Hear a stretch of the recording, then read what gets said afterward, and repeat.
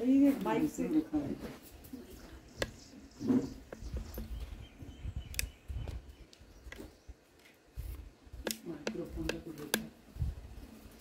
Draw भीतर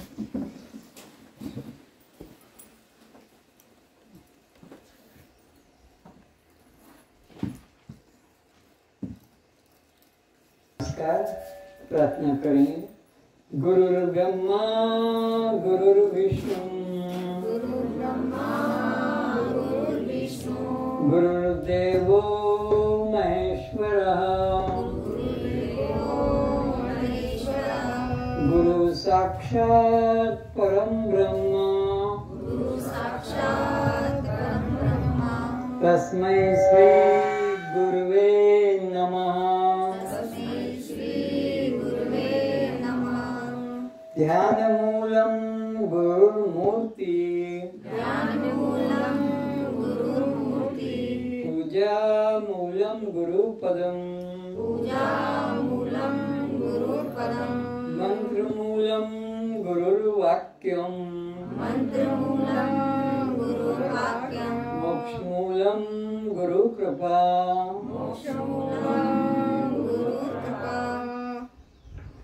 कस्त्वं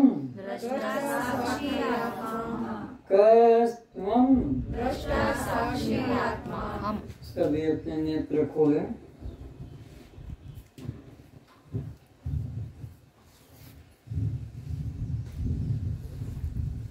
प्रश्न ये है कि आप जड़ हैं, चेतन है।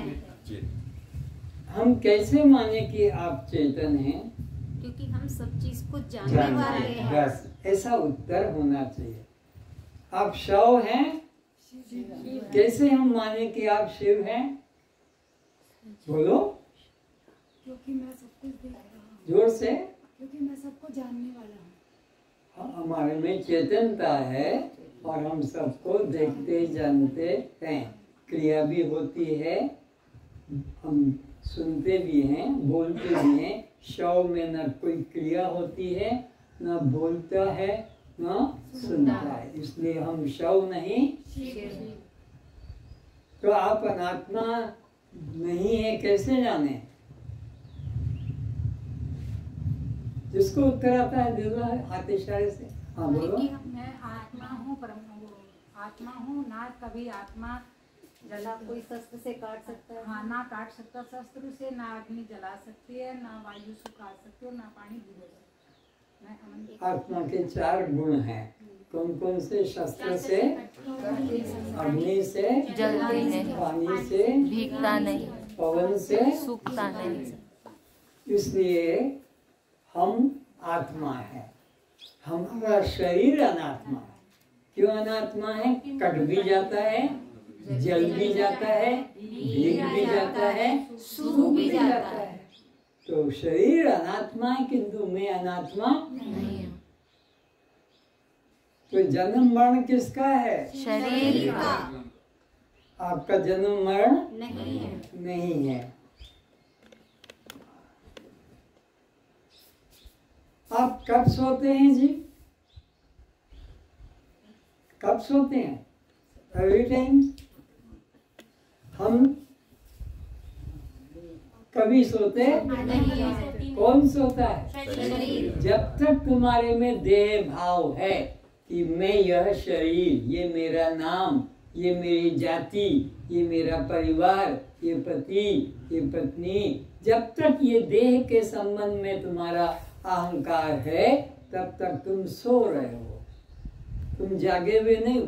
आंखों खुली होने का नाम जागना नहीं है। अपने आप को पहचान लेना कि मैं कौन हूँ, तब जागे हुए हो। और अगर तुमने अपने को जाना कि मेरा यह शरीर है और मेरा यह संबंध है, तो तुम सो रहे हो। मोह निशा सब सोवनहारा। भगवान श्री राम ने कहा है रामायण में, मोह निशा सब सोवन। सब सो रहे हैं। कौन जगह है? एक जगह है। वो कौन है?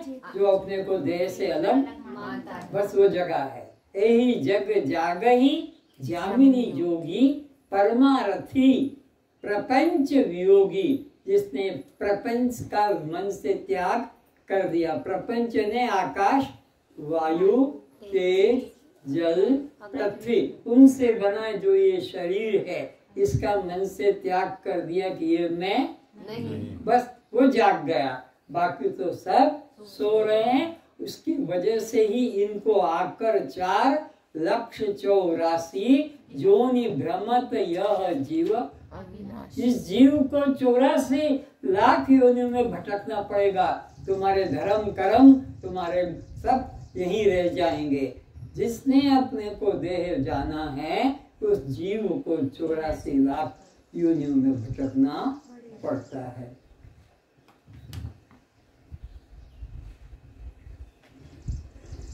तो ये शरीर में नहीं हूँ ऐसा बोध जग गया तो कितने चिंता से मुक्त हो जाता है। बहुत जल्दी जल्दी 25 कोई बोले, लिखाया है मैंने 25 चिंताओं से 25 कौन सी उसमें मुख्य है? वायु, अग्नि, आकाश, नाम, रूप, जाति, संबंध, आश्रम, संबंध, परिणाम, सुख दुख, आश्रम, लंबा छोटा परिणाम और जन्म।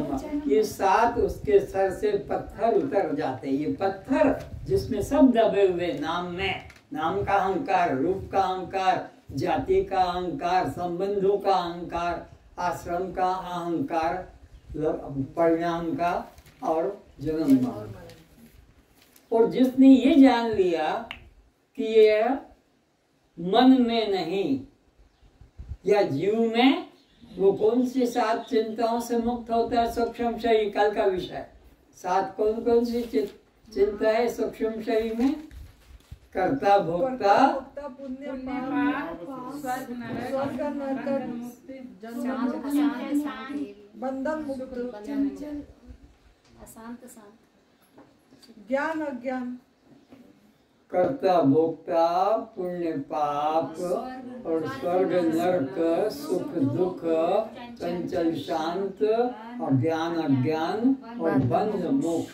ये सर पे से सब पहाड़ उतर जाता है। किसका? जो ये जान लेता कि ये मन में और मन मेरा, ये मेरा दृश्य और मैं इसका दृष्टा, दृश्य से सदा अलग रहता है। तो दृश्य का चिंतन अपने ऊपर नहीं लेता है।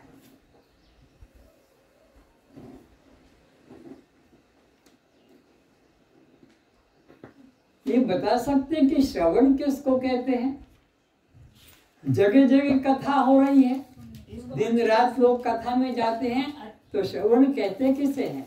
अच्छी तरह सुनने को, ग्रहण करने को श्रवण कहते जो वेदों और उपनिषद में वर्णित वेदों के महावाक्यों का तात्पर्य से निश्चय करने का नाम श्रवण है। रामायण सुन रहे हो, गीता सुन रहे हो, भागवत सुन रहे हो और सत्यनारायण की कथा, ये कोई श्रवण नहीं। श्रवण किसको कह रहे हैं? वेदों के महावाक्यों का तात्पर्य से निश्चय हो गया तो श्रवण, और तात्पर्य से निश्चय नहीं हुआ तो श्रवण भी। तो फिर मनन किसे कहते हैं? क्योंकि श्रवण तभी सार्थक है कि मनन करो, और श्रवण तो किया और मनन नहीं किया और संसार के खाने पीने खेल कूद में लग गए।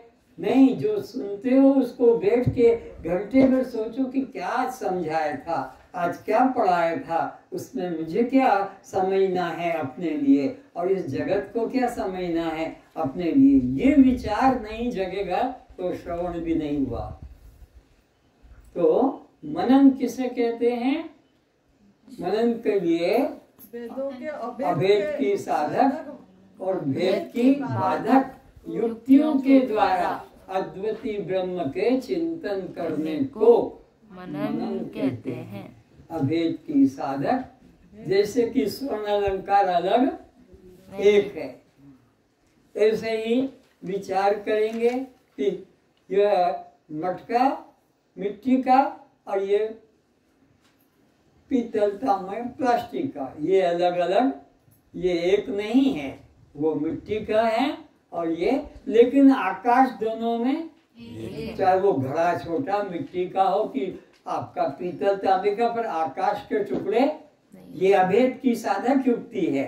कौन सी? आकाश सारे विश्व में सबका ये अभेद का। तो जैसे विश्व में सब एक आकाश है, ऐसे एक परमात्मा वो हरि व्यापक सब में समान है। हिंदू, मुस्लिम, उड़िया, बंगाली, मारवाड़ी, गुजराती, पापी, पुण्यात्मा, पशु, पक्षी, उसमें कोई भेद, शरीर अलग अलग है, लेकिन परमात्मा चैतन्य तत्व तो सब में एक, उसमें कभी भेद मत लाना। ये निश्चय कर लिया तो मनन हो गया, श्रवण सार्थक हो गया, मनन करके पक्का हो गया। अब निधिध्यासन किसे कहते हैं?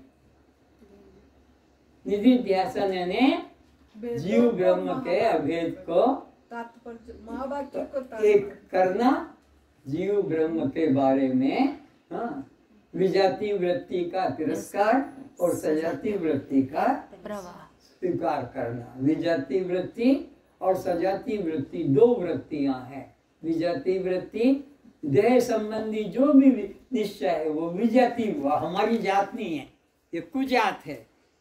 आत्मा सुजात है, आत्मा सुजात है। सुचिंतन, देह संबंधी चिंतन को कुचिंतन कहते हैं। देह के बारे में जो निश्चय करोगे कुचिंतन है, दुर्गति देने वाला है। जो भी अहंकार, पद का, पदवी का, धन का, बल का, जो भी, ये सब कुचिंतन है। और मैं दृष्टा साक्षी आत्मा हूँ, अजन्मा अविनाशी आत्मा हूँ, ये भाव अगर है, ये सुचिंतन है, ये मुक्ति देने वाला है। अब अधिष्ठान किसे कहते हैं? परिभाषा नहीं लिखी तो लिख लो, फिर तुमको ढूंढने से नहीं मिलेगा। जिसके अज्ञान से भ्रम की प्रतीति होती है, जिसके अज्ञान से भ्रम की प्रतीति होती है, उसे अधिष्ठान कहते हैं। जैसे रस्सी के अज्ञान से सर्प दिखने लग गए अंधकार में, और सर्प पड़ा नहीं, तो जिसके अज्ञान से भ्रम की प्रतीति होती है उसे अधिष्ठान कहते हैं। जैसे मंद अंधकार में पड़ी रस्सी में हमें सर्प की प्रतीति होती है। पड़ा क्या है? रस्सी, लेकिन लगा क्या? सांप है। तो ये अधिष्ठान का अज्ञान है। अब जिसकी प्रतीति से अध्यस्त निवृत्त हो जाता है,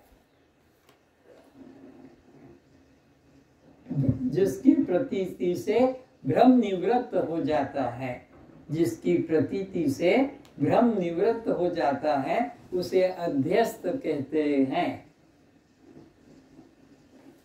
अच्छे से समझ के रहना, कोई तुम्हें धोखे में न डाल पाए। तो यहाँ इसको समझना है। सर्प क्यों लगा? सर्प है, लेकिन मंद अंधकार से हमें सर्प लगा, तो सर्प है भ्रम। और जब प्रकाश कर दिया तो फिर हमें रस्सी दिखाई पड़ जाएगी कि रस्सी है। ठीक है ना? भ्रम कब होता है? जब अधिष्ठान का ज्ञान, रस्सी का ज्ञान, रस्सी अधिष्ठान है, सर्प भ्रम है, सर्प भ्रम है, रस्सी अधिष्ठान है। तो अधिष्ठान का अज्ञान से भ्रम की प्रतीति हो गई, रस्सी के अज्ञान से, अधिष्ठान के अज्ञान से भ्रम की प्रतीति हो गई। और जब प्रकाश कर दिया तो भ्रम निकल गया, जो का त्यों रस्सी दिखने लग गया। इसी तरह परमात्मा के अज्ञान से जगत प्रतीत हो रहा है। ये गूढ़ बात है वेदांत की, समझ में आना।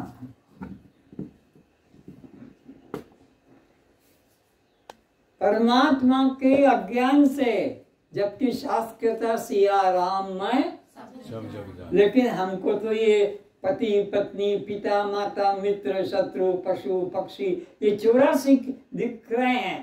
तो परमात्मा के अज्ञान से जगत की प्रतीति हो रही है, जगत का भ्रम हो रहा है।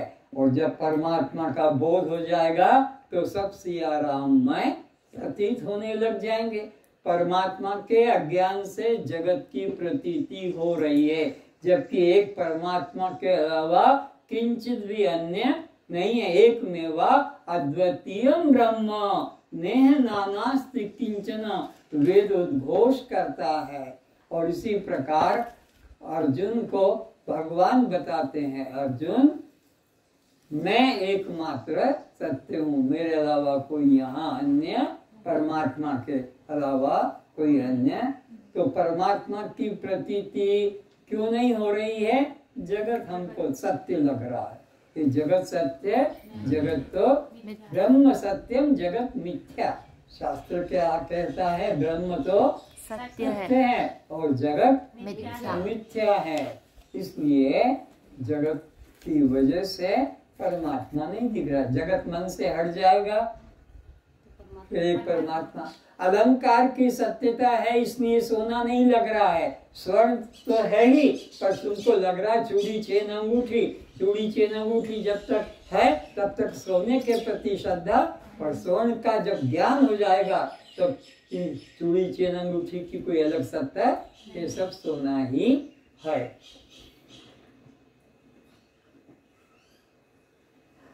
परिणाम किसे कहते हैं? परिभाषा लिखा चुका हूं।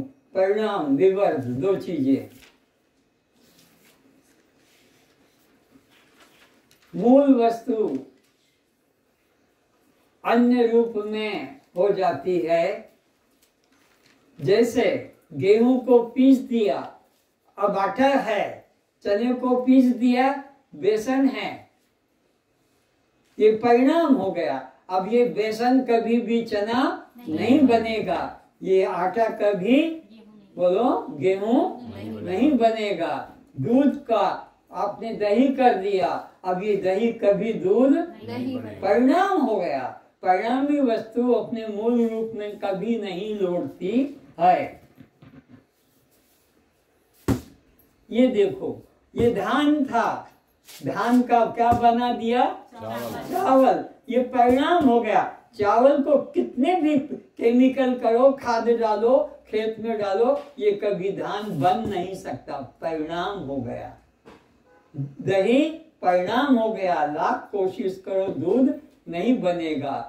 आटा परिणाम हो गया, लाख कोशिश करो गेहूं नहीं बनेगा। चना का बेसन परिणाम हो गया, चना ही बनेगा।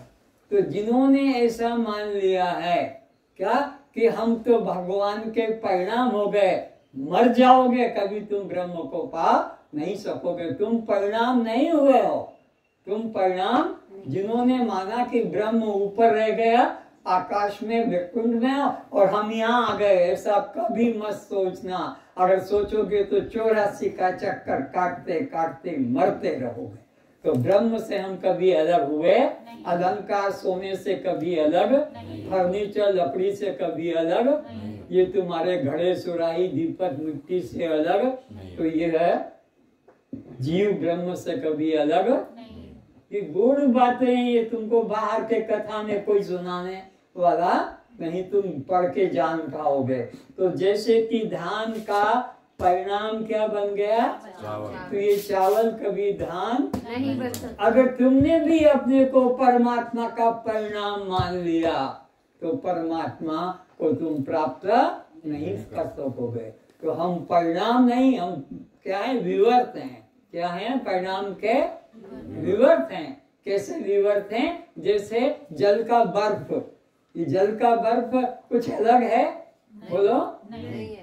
तुम नीचे में देखो, जल से बर्फ अलग है?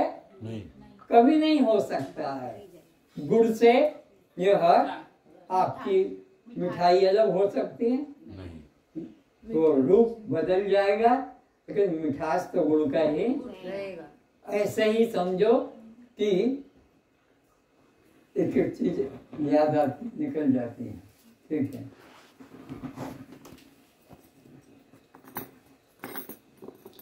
ये सब अलंकार, चूड़ियां है, अंगूठी है, अलग अलग कड़ा है, चैन है, और सोने की डली भी तो थी ना, डली पीस नहीं है। तो इस तरह जैसे ये अलंकार और स्वर्ण में कोई भेद नहीं, ये विवर्त नहीं, ये विवर्त है। किस तरह?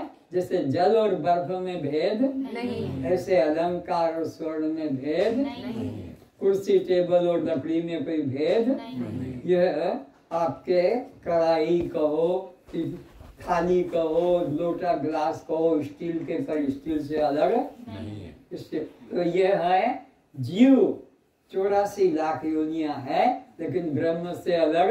जैसे अलंकार स्वर्ण से अलग नहीं, स्वर्ण ही का रूप है, ऐसे ये सारा जगत ब्रह्म से अलग नहीं, ब्रह्म का ही रूप है। ऐसा निश्चय कर लो तो तुम्हारा उद्धार बिना साधन के, कोई यज्ञ तप पूजा पाठ मंदिर माला तीर्थ योग यज्ञ कुछ करने की, ये सब करने की क्यों जरूरत है? ये ज्ञान पाने के लिए। ये करते करते बुद्धि शुद्ध हो जाती है, निर्मल हो जाती है। आहार शुद्ध करने से विचार शुद्ध, फिर ये ज्ञान समझ में। अगर आहार शुद्ध नहीं तो आपका मन शुद्ध नहीं, और मन शुद्ध नहीं तो बुद्धि शुद्ध नहीं, और बुद्धि शुद्ध नहीं तो फिर आपको ज्ञान शुद्ध नहीं होगा, और ज्ञान शुद्ध नहीं होगा तो मुक्ति तो ज्ञान से होती है।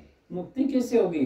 रामायण में भगवान राम कहते हैं धर्मते विरति, धर्मवान को फिर वैराग्य आता है। धर्मते विरति जोगते, फिर जोग आता है परमात्मा का। और धर्मते विरति जोगते ज्ञान मोक्ष प्रद। कौन कहा? ज्ञान मोक्ष को देने वाला है। ज्ञान के बिना मुक्ति न धर्म से होगी, न वैराग से होगी, न योग से होगी। पर इनकी सीढ़ियों से चढ़ते चढ़ते तुम ज्ञान में पहुंच जाओगे, और ज्ञान से मुक्ति मिलेगी।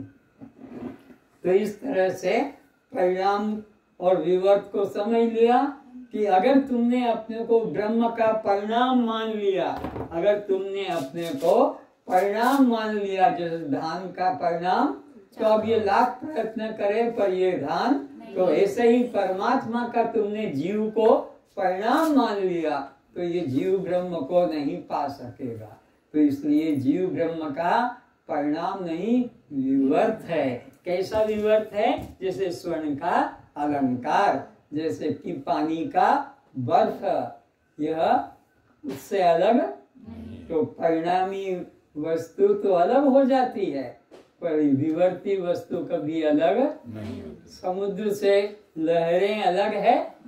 वो जो ऊंची ऊंची लहरें दूर दूर उठती है, तो क्या वो अलग है? तो विवर्त है। तो विवर्ती वस्तु अपने मूल उपादान कारण से भिन्न नहीं होती। विवर्ती वस्तु अपने मूल, परिभाषा लिख लो, विवर्ती वस्तु अपने मूल उपादान कारण से भिन्न नहीं होती है। विवर्ती वस्तु अपने मूल उपादान कारण से भिन्न नहीं होती है। जैसे स्वर्ण से अलंकार, पानी से बर्फ, लकड़ी से फर्नीचर, सूत से 50 बना लो कपड़े, पर सूत से कोई अलग, रुई से कोई अलग। ये विवर्ती वस्तु के एग्जाम्पल है कि विवर्ती वस्तु कभी अपने मूल उपादान रुई से, सूत से अलग। जैसे अलंकार 50 हो, पर वो अपने मूल उपादान चांदी के हैं तो चांदी, या सोने के हैं तो सोने के। तो इस तरह से जीव ब्रह्म का परिणाम नहीं है, क्या है? विवर्त है। तो विवर्ती वस्तु अपने मूल उपादान परमात्मा से अलग नहीं। तो हम तुम सब परिणाम है कि विवर्त है? हम विवर्त हैं परमात्मा के। तो विवर्ती वस्तु अलग नहीं होती है, सब उसी के ही रूप होते हैं। कस्तम तो ये विवर्ती वस्तु है। दृष्टा साक्षी परिणाम परमात्मा। तो आपको ये नई परिभाषा लगेगी, अधिष्ठान, अध्यस्त, परिणाम, विवर्त, कारण, कार्य। कोई भी कार्य कारण से अलग नहीं है। घड़ा बनाओ, सुराही बनाओ, ईंट बनाओ, गणेश दुर्गा बना दो, पर मिट्टी से अलग नहीं है। मिट्टी के बने हुए, चाहे ये अर्जुन है कि उसको कृष्ण भी कह दो, कि उसमें और कोई भी आकार दे दो चाहे, पर वो मिट्टी से अलग नहीं होता है। तो कारण से कार्य कभी अलग।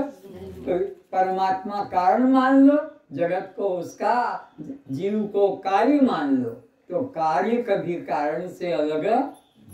अलग अलग तरीका बता रहा हूँ समझाने के लिए। कारण कार्य से कभी अलग। तुमने मिट्टी का घड़ा बना दिया, मिट्टी से सुराही बना दी, और मिट्टी के द्वारा तुमने तवा बना दिया मिट्टी का, मिट्टी के द्वारा तुमने और कोई ईंट बना दी, और मिट्टी के द्वारा गणेश बना दिया, तो क्या वो मिट्टी से अलग है? तो मिट्टी ही के रूप हैं। तो ऐसे ही सारा जगत किसका रूप है? ब्रह्म का रूप है। ब्रह्म से बना, कारण से बना, कार्य कभी अलग नहीं होता है।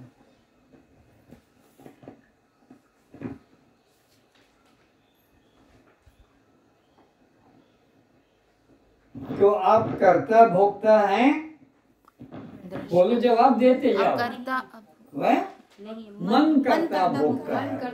ये 7 चिंता जो है मन में, वो अभी पहले पूछिए, अब उल्टा करके पूछ रहा हूँ कि आप कर्ता भोक्ता हैं? नहीं, मन करता, हमारा मन करता है ये करूं न करूं, जाऊं न जाऊं, खाऊं, ये कौन निश्चय करता है? मन करता है। तो फिर आपका जो है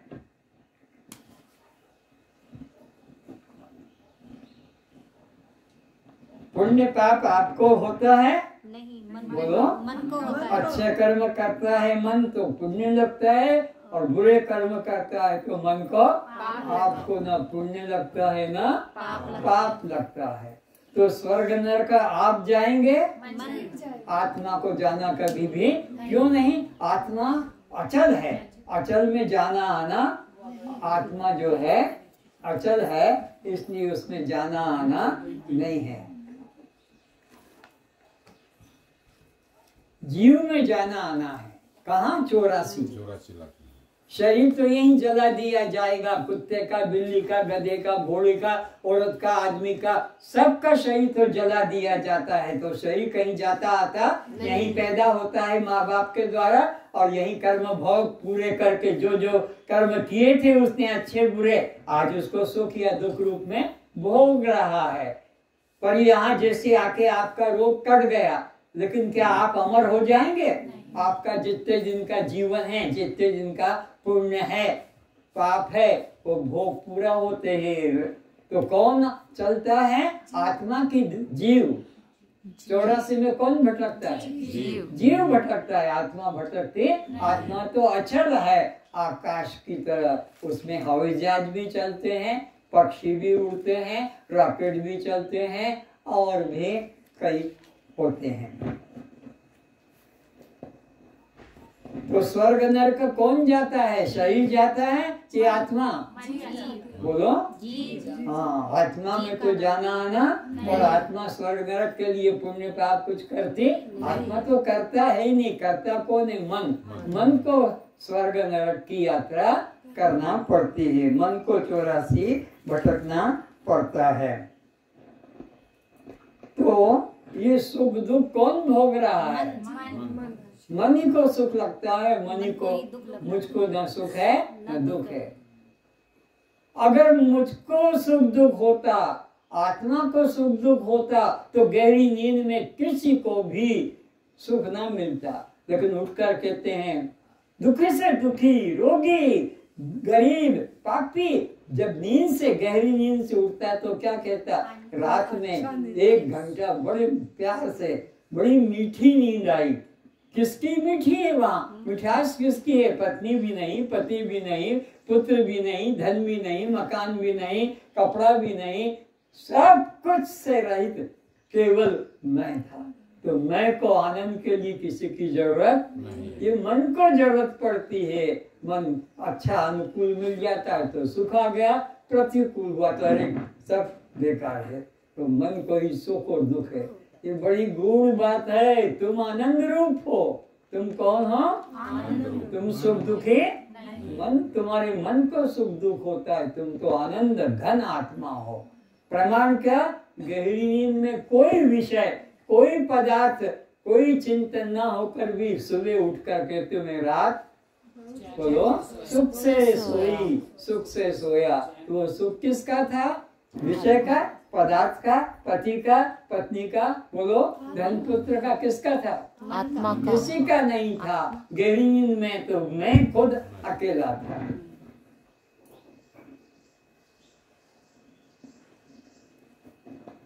तो चंचल शांत आत्मा होती है कि देह होता है? मन होता है। मन देह तो जहाँ का तहाँ, जहाँ बिठाओ वहीं, चाहे आसन पे बिठा दो, चाहे कुर्सी पे बिठा दो, चाहे जमीन में लेटा दो, तो उसको कुछ भी नहीं है। नंगा लेटा दो, अच्छा उड़ा दो, टाट उड़ा दो, शरीर को कुछ नहीं है। मन को ही लगता है इसको अच्छा कपड़ा और इसको सस्ता कपड़ा, इसको महंगा दिया। तो मन ही को चंचलता और मन ही को शांति है। कस्तवम,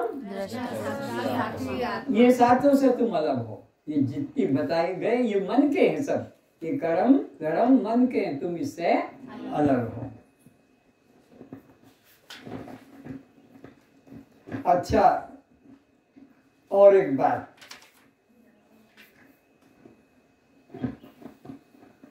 वह कौन प्राणी है जो पुष्प के द्वारा ही जीवन है व्यतीत करता है? भौरा, बहुत अच्छा है। वो कौन प्राणी है जो जल से ही जीवन व्यतीत करता है? मछली। वो कौन प्राणी है जो पत्ते से ही जीवन व्यतीत करता है? बकरा, बकरी, ऊंट, हाथी, इनको पत्ते ही मिलते हैं, खाते हैं। और वो कौन प्राणी है जो फल से जीवन व्यतीत करता है? बंदर, तोता, पक्षी, ये फल खाकर। तो क्या इन एक एक चीज से जिसका जीवन व्यतीत हो जाता है, तो हम पत्र पुष्प फल खाकर जीवन नहीं व्यतीत कर सकेंगे? कमजोरी मत लाओ कि कैसे बिना उबला खाए जी सकेंगे, कैसा बिना नमक खाए। अरे इतने प्राणी तो बताए ना, ये बिना नमक के और बिना उबला खाते कि नहीं खाते हैं, इनको जीवन निर्वाह हो जाता है। पर हम तो ये बिना आग का उबला और बिना नमक का, ये तो बड़ा मुश्किल है। तो मरो फिर, कौन का तुम्हें कहता है यहाँ आओ और खाओ? तुम्हारा रोग तुम्हें कहता है तो आप स्वीकार करो, और तुम यहाँ से जाके फिर कर लोगे तो फिर मरोगे, फिर वो रोग फिर आ जाएगा। तो ये अभ्यास कराया गया है कि तुम इसके बिना जी सकते हो, इसके बिना रह सकते हो। क्योंकि ये 5 प्राणियों के नाम बताए, ये भी तो एक एक वस्तु खाकर। तो भगवान ने तो गीता के 9 अध्याय के 26 श्लोक में घोषणा की, पत्रम पुष्पम फलम तोयम यो में भक्त्या प्रयच्छति। जो भक्त प्रेम से पत्र पुष्प फल जल देता है, मैं प्रीति से प्रेम से खाता हूँ। तो इसको भी तो सामने रखते हो, कभी खाया? अरे भगवान के आगे श्रद्धा से रख दिया तुमने, और उसने थोड़ा सा भात खाया कि दाल खाई कि सब्जी खाई, देखा उस थाली में? थाली तो रख दी भगवान के आगे, जो जो बनाया था, पर्दा भी खींच दिया, लेकिन उठाते समय ये देखा कि इसमें से क्या खाया था? कभी विचार ही नहीं किया। वो तो उठाया और गपा गप खाने लग जाते हो। तो भगवान के आगे रखा क्यों था? दिखाने के लिए कि खिलाने के लिए? खिलाने के लिए। तो उसने क्या खाया, क्या कम पड़ गया? तुम्हारा बच्चा बुलाएगा, मम्मी दाल दे दो, मम्मी मेरे को रोटी दे दो, बच्चा खा लेगा, मांगेगा। उसने मांगा कुछ? तो तुम्हें लगेगा कि बच्चे को दिया और बच्चा ना मांगे, नौकर को दिया और नौकर ना मांगे और ऐसा ही रखा रहे, तो तुम्हें लगेगा कि ये नाराज है किसी कारण से। कुछ भी नहीं, जो खाते हो दाल भात रोटी सब्जी करा। बच्चा मांग लेगा कम पड़ गया तो वो मांगता है, क्यों? खाता ही नहीं है। कौन खाता है? ये चैतन्य प्राणी। इनको तुम जो दोगे ये खाते। तुम सब क्या चेतन प्राणी हो, तो तुम खाते हो, कम हो जाता है तो मांग लेते हो कि ये चाहिए वो चाहिए। तो ये चेतन परमात्मा खाता है, ये तुम्हारे मन के खेल है, बच्चों के खिलाने के। ये कोई खाता है न पीता है। मिट्टी का पुतला बना दिया किसी कुम्हार ने, किसी कारीगर ने, पत्थर से बना दिया, लकड़ी से बना दिया, कपड़े से बना दिया, कागज से बना दिया।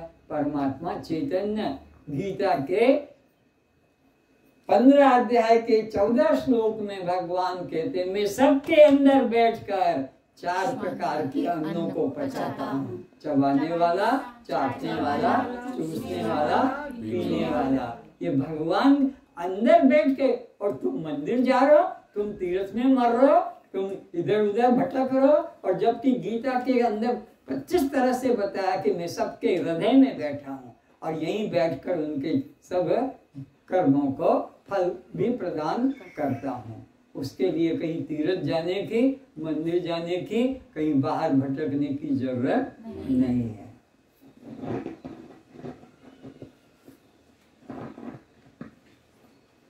अंतःकरण किसे कहते हैं? अच्छा, ज्ञानेंद्रिय किसे कहते हैं? ज्ञानेंद्रिय जिससे केवल ज्ञान, और कर्मेंद्रिय जिससे केवल कर्मेंद्रिय। ज्ञानेंद्रिय नहीं हो सकती, ज्ञानेंद्रिय कर्मेंद्रिय नहीं। कौन कौन से ज्ञानेंद्रिय है? आँख है, कान है, त्वचा है, इसी तरह नासिका है, जिह्वा है, ये ज्ञान करती है। कान कुछ काम करेगा? खाली सुनने का। त्वचा कुछ करेगी? खाली गर्म ठंडा जानने का। यह आंख क्या करेगी? तोड़ फोड़ करेगी नहीं, बस जो है दिखा देगी। जिह्वा स्वाद बता देगी और नासिका गंध। लेकिन कर्मेंद्रिय कर्म करेगी। कौन कौन सा? वाणी, यह हाथ, ये पैर, ये लिंग और गुदा, ये कर्म करते हैं। तो इस तरह हमारे शरीर में 14 त्रिपुटियां हैं। और अंतःकरण क्या करता है? अंदर रहकर कौन कौन सा? मन, बुद्धि, चित्त, ये अंतःकरण है, ये बाहर नहीं है। आँख, कान, नाक, जिह्वा की तरह तो 14 मिलकर 14 त्रिपुटी। त्रिपुटी किसको कहते हैं? 3 के योग को। कौन कौन सा? इंद्रिय, देवता और उसका विषय।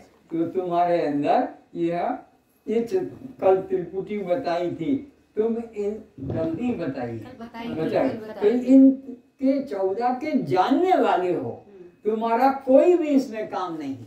इस सारा का 5 कर्मेंद्रिय, 5 ज्ञानेंद्रिय, अंतःकरण। इसलिए ये एक विश्व में कहीं नहीं मिलेगा ये चित्र जो बनाया है, ताकि तुम्हारा मालूम पड़ जाए कि तुम कहाँ हो। ये जो जगह है ये तुम हो। तुम्हारी शक्ति पाकर ये 14 देवता काम करते हैं और उन 14 देवताओं से ये 14 इंद्रियां तुम्हारी काम करती है। उन 14 इंद्रियों से ये 14 कर्म होते हैं। ये समझ लो, ये बहुत महत्वपूर्ण है। वो जो पहले वाला चार्ट फिर देखना, पहले वाले चार्ट में ये 14 देवता बता दिए, ये 14 काम बता दिए, 14 इंद्रियां। पर ये किसके द्वारा हो रहे हैं? 14 ये किसके द्वारा चलाए जा रहे हैं? ये किससे शक्ति पाते हैं? ये ब्रह्मा, ये विष्णु, ये शंकर, ये दिशा, ये वायु, ये सूर्य, ये वरुण, ये अश्वनी कुमार, ये अग्नि, ये इंद्र, ये वामन, ये प्रजापति, यम। ये 14 देवता जिससे शक्ति पाते हैं वो तुम स्वरूप हो, तुम्हारा आत्मा। अब बताओ, ये देखो, मैं नित्य शुद्ध साक्षी आत्मा हूँ। साक्षी आत्मा। ये तुम्हारी शक्ति पाकर ये 14 देवता ऐसे ऐसे दिखा रहा है, ये त्रिपुटी को ऐसे ऐसे दिखा रहा है। जैसे कि तुम जहाँ पर हो तो तुम्हारी शक्ति पाकर यह चंद्रमा शक्ति लेता है और चंद्रमा मन को शक्ति देता है और मन संकल्प करता है। तुम्हारी शक्ति पाकर ब्रह्मा लेता है और ब्रह्मा बुद्धि को शक्ति देता है, फिर वो नित्य अपना निश्चय करता है। तुम्हारी शक्ति पाकर विष्णु शक्ति लेता है, फिर वो चित्त को शक्ति देता है, फिर वो चिंतन करता है। तुम्हारी शक्ति पाकर ये शंकर अहंकार को शक्ति देता है, फिर अभिमान करता है। तुम्हारी शक्ति पाकर यह कौन है? दिशा शक्ति पाता है और श्रोत्र को शक्ति देकर वो शब्द सुनाता है। तुम्हारी शक्ति पाकर वायु शक्तिमान होता है और फिर वो त्वचा को शक्ति देकर स्पर्श का काम करती। तुम्हारी शक्ति पाकर, तुम्हारी चेतना पाकर सूर्य अपनी प्रकाश इसको चक्षु को देता है और चक्षु रूप को दिखाती। अगर तुम ना हो तो सूर्य कौन कहेगा कि सूर्योदय हो गया? तुम ना रहोगे तो कौन कहेगा सूर्यास्त हो गया? ये गुण बातें तुम्हारी शक्ति से ये सूर्य प्रकाशित होता है, उससे यह आपका चक्षु, और इसी पर तुम्हारी शक्ति पाकर यह वरुण शक्ति पाता है। वरुण से लिंग को शक्ति मिलती है और उससे वह अपना काम करता है। तुम्हारी शक्ति पाकर अश्वनी शक्ति पाता है, मल त्याग कराता है। तुम्हारी शक्ति से ही यह अग्नि शक्ति पाकर फिर वाक को शक्ति देती है, तब कहना होता है। कल दृष्टांत दिया था कि एक महिला की चेन कुएं में गिर गई और वो रो रही है कि मेरी सास मारेगी, मैं कैसे घर जाऊं? तो एक भाई ने कहा मैं अभी ढूंढता हूं। उसने कुएं में अपना गोता लगाया और चेन मिल गई। खुशी हो रही है, पर वो तो महिला रो रही है। वो ऊपर आकर ये मिल गई, तो कहाँ मिली? यहाँ मिली कि यहाँ मिली? बोलो। चेन तो यहाँ मिली, पर कहा ये तुम्हारी चेन मिल गई। वहां क्यों नहीं बता दिया? क्योंकि वाणी का देवता अग्नि है और पानी में डूबा है, तो अग्नि का पानी से विरोध है, तो बुड़क बुड़क बुड़क बुड़क आग पे पानी डालो तो छुन छुन छुन छुन कुछ आवाज आएगा ना, गरम तवे पे, गरम कढ़ाई पे, क्योंकि विरोध है।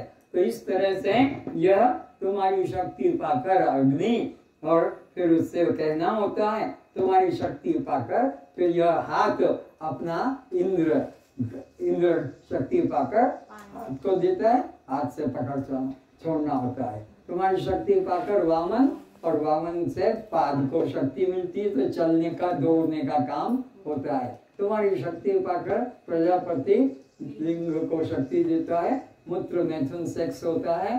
तुम्हारी शक्ति पाकर यमराज गुप्त गुदा को शक्ति देता है। इस तरह से तुम अपने स्वरूप को जानना। तुम कोई देवी देवता के गुलाम मत बन जाना कि मेरा तो वो देवता। ये तो सब संसार के जन्म मरण के चक्र, इनका भी जन्म और मरण है देवताओं का। कोई अमर नहीं है। अमर आत्मा तो केवल तुम हो, अमर आत्मा। बाकी सब अपने कर्म से स्वर्ग भी जाएंगे, फिर नीचे गिरेंगे। गीता के 9 अध्याय के 21 श्लोक में भगवान ने बोला है कि स्वर्ग में जाएंगे, देवता स्वर्ग में रहेंगे, वैकुंठ में, पर जब इनका पुण्य खत्म हो जाएगा फिर 84 के चक्कर में आएंगे। गीता 21 अध्याय के 9वां अध्याय का 21। अच्छा 9वां अध्याय का 21 क्या हो गया? कौन सा श्लोक बोल रहे थे? बोले 9वां अध्याय का 21वां श्लोक।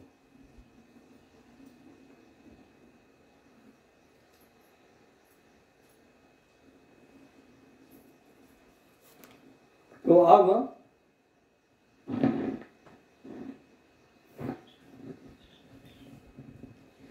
101 वर्ष का जो ज्ञान है आपको यहाँ अनुभव कराया। 101 वर्ष का 1 घंटे में कराया जाएगा। कैसा है इसका सुनेंगे।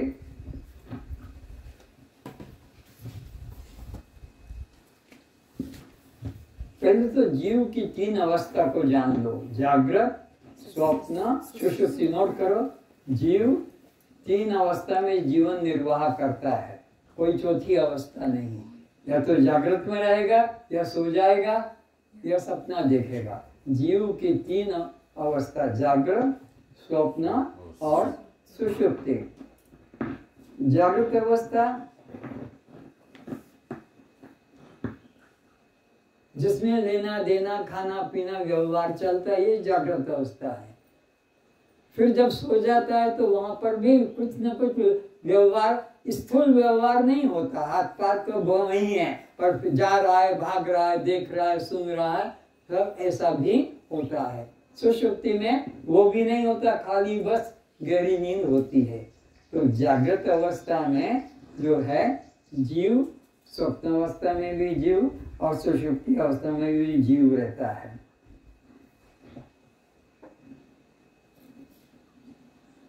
तो जागृत अवस्था में तीनों चीजें रहती हैं, ये जागृत अवस्था, ये स्वप्न अवस्था, ये सुषुप्ति अवस्था। प्रजापति ने इंद्र को ये उपदेश दिया, 101 वर्ष का ज्ञान है, ये अभी आपको क्रम से बताया जाएगा। तो यहाँ पर 14 त्रिपुटी काम करती है। जागृत अवस्था में कितनी इंद्रियां काम करती बोलो?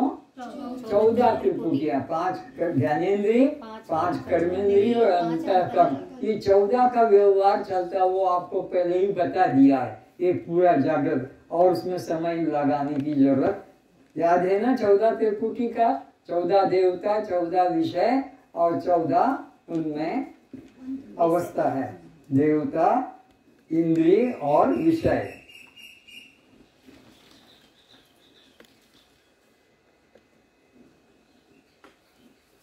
मन का देवता कौन बताया है बोलो? हाँ, बुद्धि का देवता ब्रह्मा, चित्त का देवता विष्णु और अहंकार का देवता शंकर। ये तुम्हारे त्रिपुटी के अंदर यही बैठे हैं। मंदिर में मत जाना ढूंढने की वो शंकर मंदिर है, वो राम का, विष्णु का। इसी ईश्वर सर्वभूतानां हृदयेषु अर्जुन तिष्ठति। अच्छा, तो ये देवताओं की बात हो गई। अब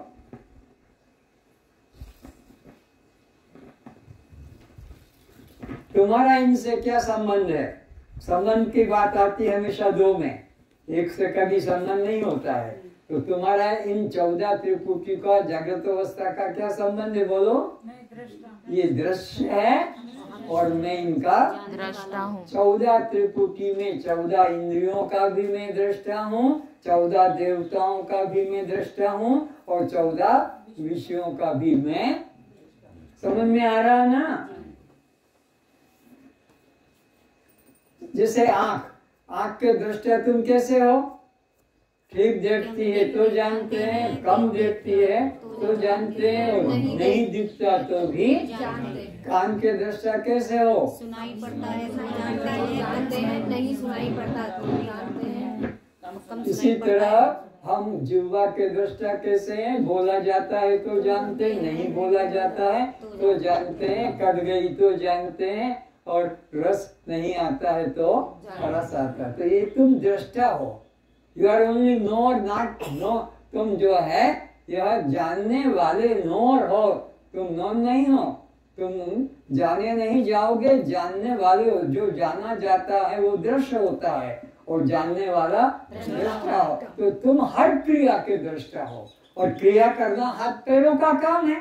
हाथ का काम लेना देना, पैरों का काम चलना, वाणी का काम बोलना, आँख का काम देखना, ये इंद्रियों के काम है। और तुम्हारा काम देखकर जानना कि ठीक कर रहे हैं कि नहीं कर रहे हैं। जैसे मालिक घर का, नौकर काम कर रहे हैं तुम्हारी फैक्ट्री में, तो मालिक क्या करता है? झाड़ू पोछा थोड़ी करेगा, वो कोई पानी लाएगा थोड़ी। मालिक तो देखता है कि कौन क्या काम कर रहा है, ठीक हो रहा है कि नहीं हो रहा है।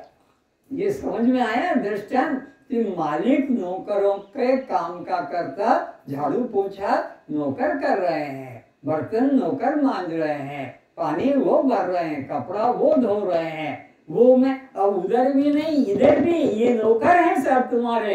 14 इंद्रियां नौकर हैं और तुम इसके मालिक केवल देखने वाले हो। घर के अंदर नौकर अलग हैं, लेकिन तुम्हारे शरीर में ही ये नौकर का काम कर रहे हैं। पैर चलने का काम कर रहे हैं, बर्तन मांजने का हाथ कर रहे हैं, कपड़े धोने का। तो ये सब दृश्य और तुम इसके तो ये 14 त्रिपुटियां का तुम्हारा क्या संबंध है? ये दृश्य और तुम इसके। तो कभी भी इनके कर्म का अहंकार नहीं करेंगे। पर धर्म भयावह, पर धर्म भयावह। क्या? पर के धर्म, ये पर है, मैं स्व हूँ, स्वात्मा, और ये इंद्रियां सब पर है।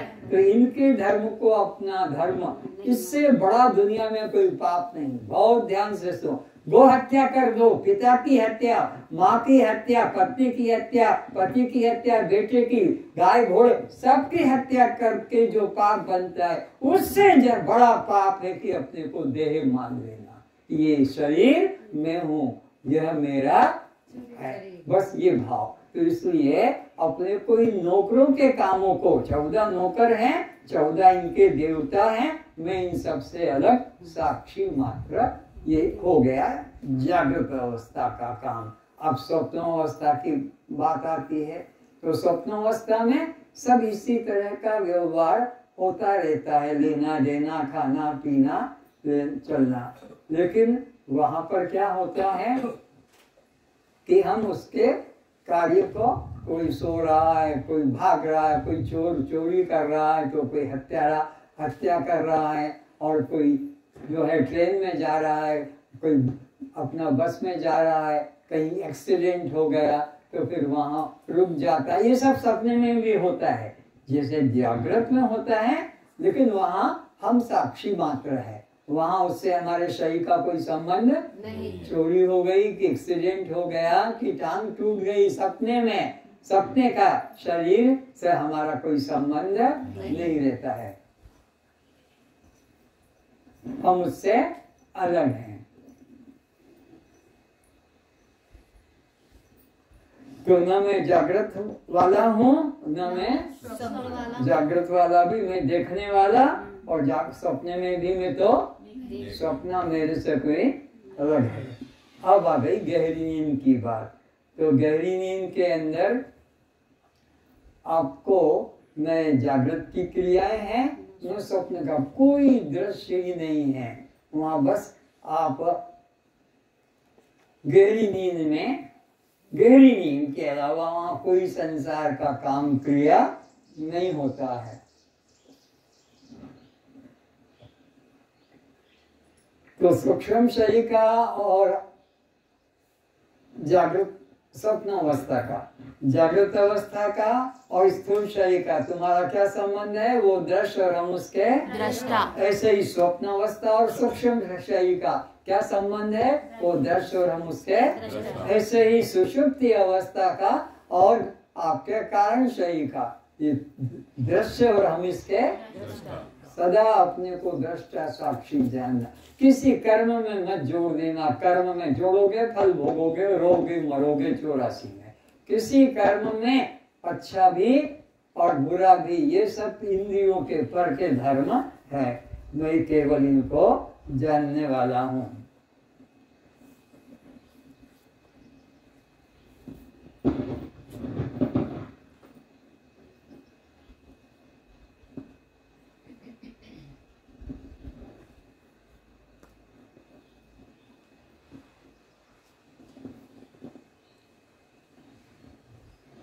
सुषुप्ति में जो सुख मिला,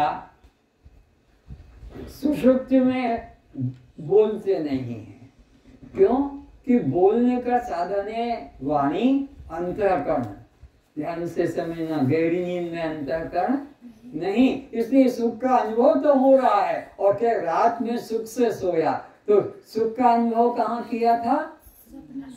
सुषुप्ति में। लेकिन बोल नहीं पाया। क्यों नहीं बोल पाया? कि ना तो वहां पर वाणी है बोलने के लिए, ना वहां पर अंतःकरण है। तो इसलिए जागृत में आकर उसको इंद्रियों के माध्यम से बोलने का सामर्थ्य मिलता है। गहरी नींद में इंद्रियां नहीं होती है, और बोलने के लिए तो इंद्रिय चाहिए। तो इसलिए वहां पर ना मन है, न इंद्रिय है, और न कहा जा सकता है।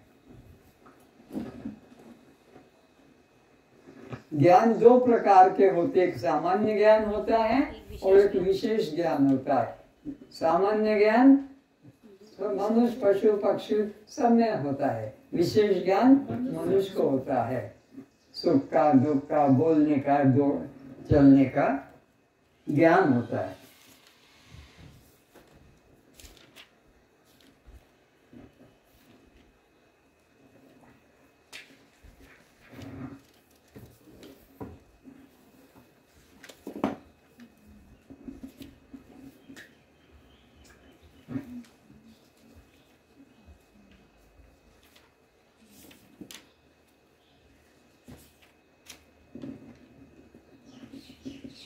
पड़ा हुआ है रस्सी का टुकड़ा आगे, पर अंधकार थोड़ा थोड़ा, एकदम प्रकाश होता तो दिख जाता रस्सी, प्रकाश मंद अंधकार, संध्या का समय, तो वो रस्सी का टुकड़ा एकदम क्या लगा कि ये तो कोई सांप है।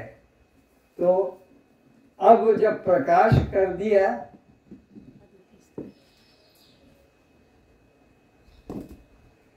अरे ये तो रस्सी है, तो अब ये सर्प रहेगा नहीं।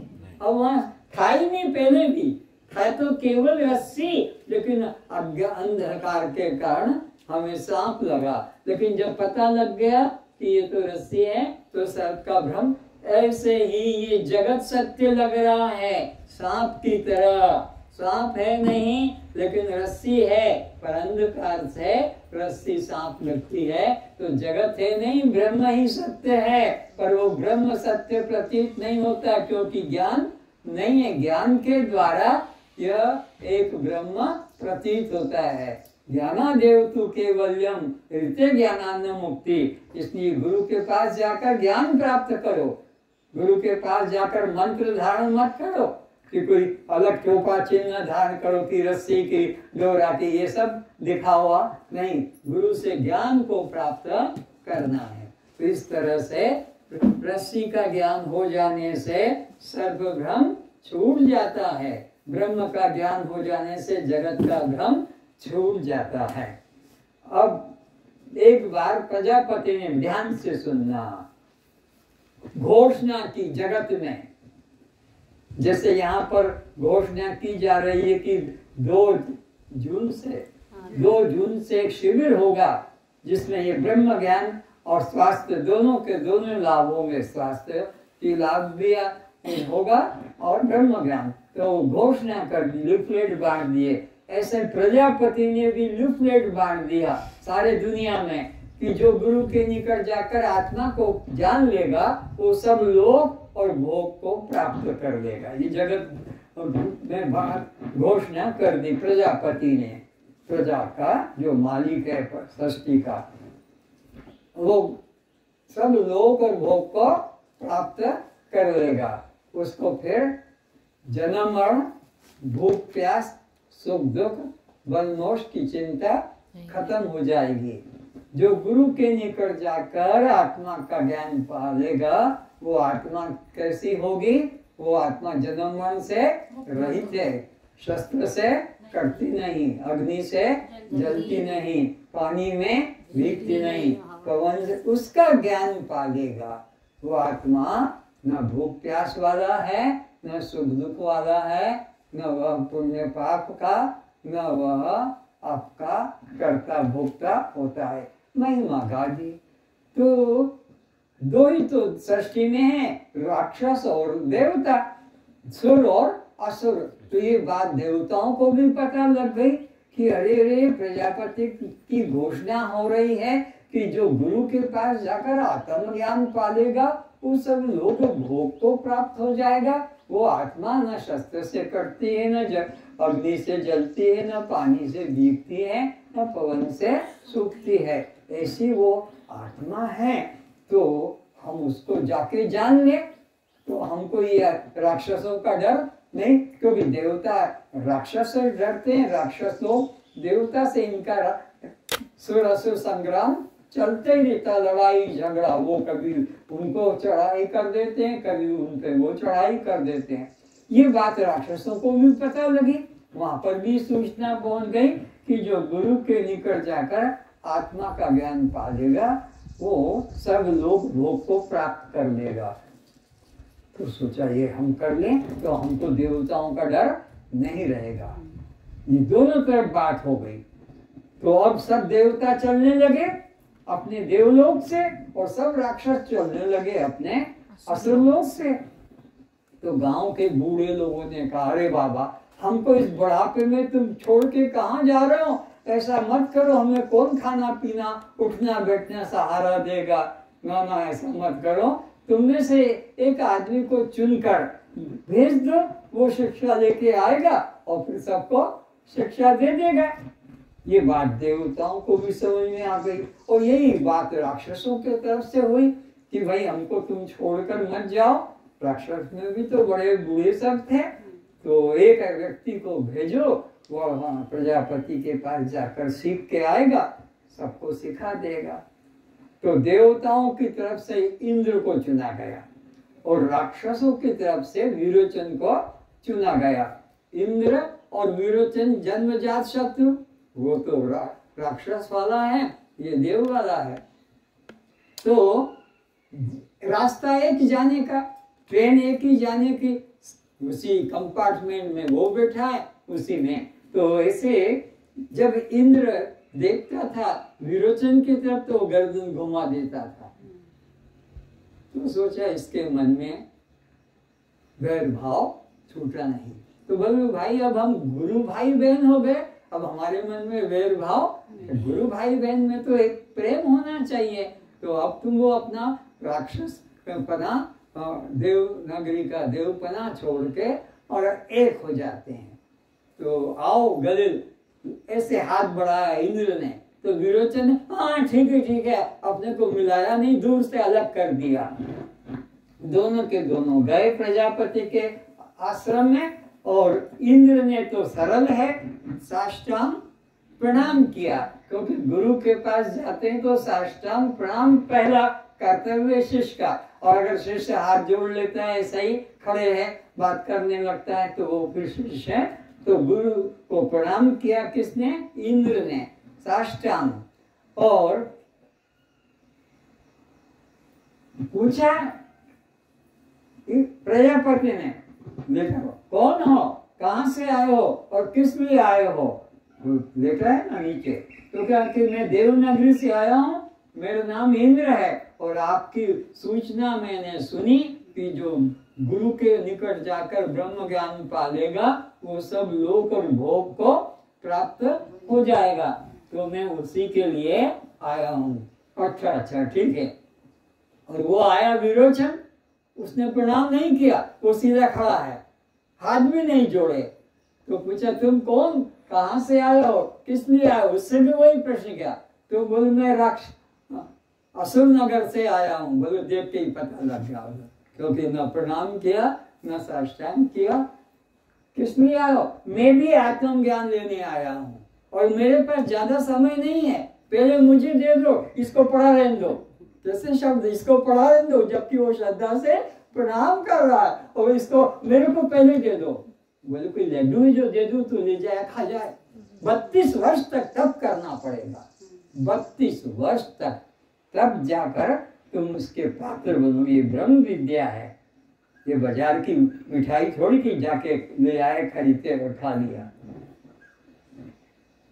इंद्र सुबह उठता, झाड़ू लगाता आश्रम का, पोछा लगाता आश्रम का, बर्तन मांजता गंदे होते तो, सारी व्यवस्था करता, गुरु जी के लिए गर्म पानी बनाता, गुरु जी के लिए नाश्ता बनाता और गुरु जी की सेवा में लग जाता। गायों का दूध निकालता, तो आश्रम में गाय होती है तो दूध निकालता है, और गायों को घास चारा जो देते हैं वो देता है। गायों को जंगल में ले जाता है, जंगल में उनको खाने का घास खाते हैं, और उधर से लकड़ी आश्रम के लिए लेके आता है उठा के, और गुरु जी को फिर नाश्ता कराता है, गुरु जी की मालिश करता है, गुरु जी को स्नान कराता है, उनको शुद्ध कपड़े देता है, उनके गंदे कपड़े ये कौन कर रहा है? इंद्र। और वो मक्कार वो किचन में घुस के खाकर अपने कमरे में सो जाता है, कोई काम आश्रम का नहीं करता। खाने को तैयार, घंटी बजी जाके कर ले लिया, घंटी बजी और खा लिया। तो इस तरह से करते करते इंद्र और विरोचन को 32 वर्ष हो गए। तो इंद्र गुरु के पास गया, जाकर प्रणाम किया, हे गुरुदेव, आज मेरा अवधि काल, सेवा काल पूरा हो गया। आपने कहा कि 32 वर्ष तपस्या करो, सेवा करो, तो अगर आप उचित समझते हैं तो हमें उपदेश कीजिए। विरोचन भी है, दोनों साथ में। तो गुरु ने कहा, नोट करो 32 वर्ष के बाद उपदेश जो दिया।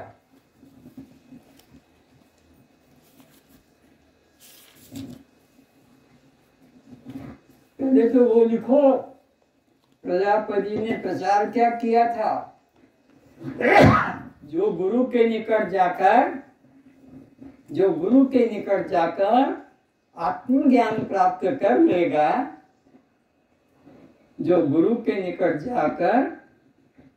सदगुरु के निकट जाकर आत्मज्ञान प्राप्त कर लेगा, वो सब लोक और भोग को प्राप्त कर लेगा।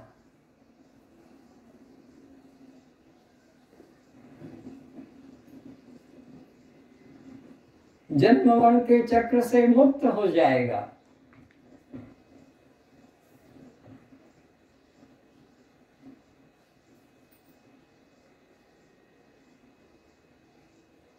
वो आत्मा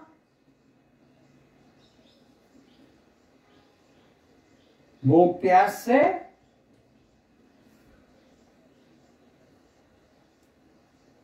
आलस मत करना लिखने में, वो आत्मा भूख प्यास से, सुख दुख से,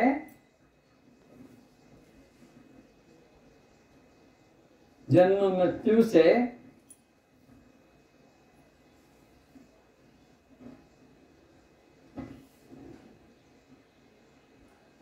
मुक्त हो जाएगा। उसे न शस्त्र काट सकेगा, वो लिख दो चारों तुम जानते हो, अग्नि जला नहीं सकेगी, पवन सुखा नहीं सकेगा, पानी भिगा नहीं सकेगा। बस ढोल बजा बजा कर अनाउंस कर दिया जगह जगह जा जाकर, असुर नगरी में और देव नगरी में। तो देवताओं की तरफ से इंद्र उस विद्या के लिए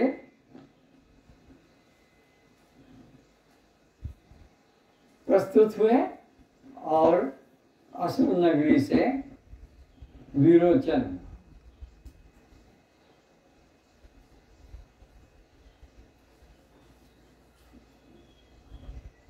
गुरु आश्रम में जाकर इंद्र तो सेवा परायण रहा, विरोचन कोई सेवा। 32 वर्ष के बाद लिखो, जागृत अवस्था से आत्मा का बोध कराया। 32 वर्ष के बाद प्रजापति ने इंद्र विरोचन को उपदेश दिया। क्या उपदेश दिया सुनो? नेत्र अंतर्गत जो दृष्टा पुरुष है वो ब्रह्म है, वो आत्मा है और वह तू है। बस उपदेश खत्म। 32 वर्ष के बाद उपदेश मिला तो क्या मिला? नेत्र अंतर्गत, यानी आंखों के अंदर बैठकर जो सबको देख रहा है, नेत्र अंतर्गत जो दृष्टा पुरुष है वह आत्मा है, वह ब्रह्म है और वह तू है। उपदेश खत्म। अब विचारना है। विरोचन तो भागा, न गुरु को प्रणाम किया, न इंद्र से गले लगा कि अब हम 32 साल एक आश्रम में रहे तो तुम कहाँ मिलोगे, कभी हम तुम्हारे गांव आए, तुम हमारे गांव आओ। प्रेम जग जाता है ना 32 साल। तो यहाँ भी तो 10 दिन में रहने वाले एक दूसरे का नंबर नोट करते, तेरा फोन नंबर, तेरा घर कहाँ। तो ऐसे इंद्र से गले भी नहीं मिला, गुरु को प्रणाम भी नहीं किया और भागा एक्सप्रेस ट्रेन की तरह, तूफान महल की तरह पहुंच गया असुर नगरी में। कौन? विरोचन भाई वहां से था। गांव के बाहर बैठ गया झाड़ के नीचे। गांव वाले पहचान गए कि अरे तुम आ गए, अब बताओ तुम क्या सीख के आए। बोले इसे थोड़ी बताऊंगा, पहले मेरा नगर में जुलूस निकालो, प्रोसेशन। हाथी तैयार किया, हाथी को सजाया, उसके ऊपर गो बिठाया, उसको कपड़े पहनाए, ऊपर मुकुट लगाया, गले में माला डाली, क्योंकि वो तो 32 साल का कोर्स करके आया है गुरु के पास, और वो ऐसे नहीं बताएगा। बोले फिर नगर में प्रचार करो, गांव वालों को सबको पता लगना चाहिए कि मैं ब्रह्म विद्या सीख कर आया हूं। अब उसका ढोल बजाते बजाते, आगे ढोल बजाने वाले, पीछे हाथी, उसके ऊपर बैठा है विरोचन, और सेवक लोग जो असुर लोग उसके हैं गांव के, जिन्होंने चुन के चुनाव में भेजा था ना, चुन के इसको, तो वो सब पीछे चल रहे हैं, पार्टी की पार्टी। अब एक चक्कर लगा लिया, हाथी को रोक दिया। बोले महाराज गांव तो छोटा है, कितने चक्कर लगाए हुए, अब उतरो नीचे। उसको सीढ़ी से उतारा, बोला बताओ। ऐसे नहीं बताऊंगा, एक एक को बताऊंगा, और बंद कमरे में बताऊंगा, और उसके लिए स्वर्ण मुद्रा, उसके लिए कपड़ा, उसके लिए फल और माला, ये मेरे को होगी एक एक को। और अंदर गए एक एक व्यक्ति। निरंजन पहले खड़ा हो गया, प्रणाम करो। उनका एक नहीं, 7 कर देते हैं। अब बताओ। तो बोले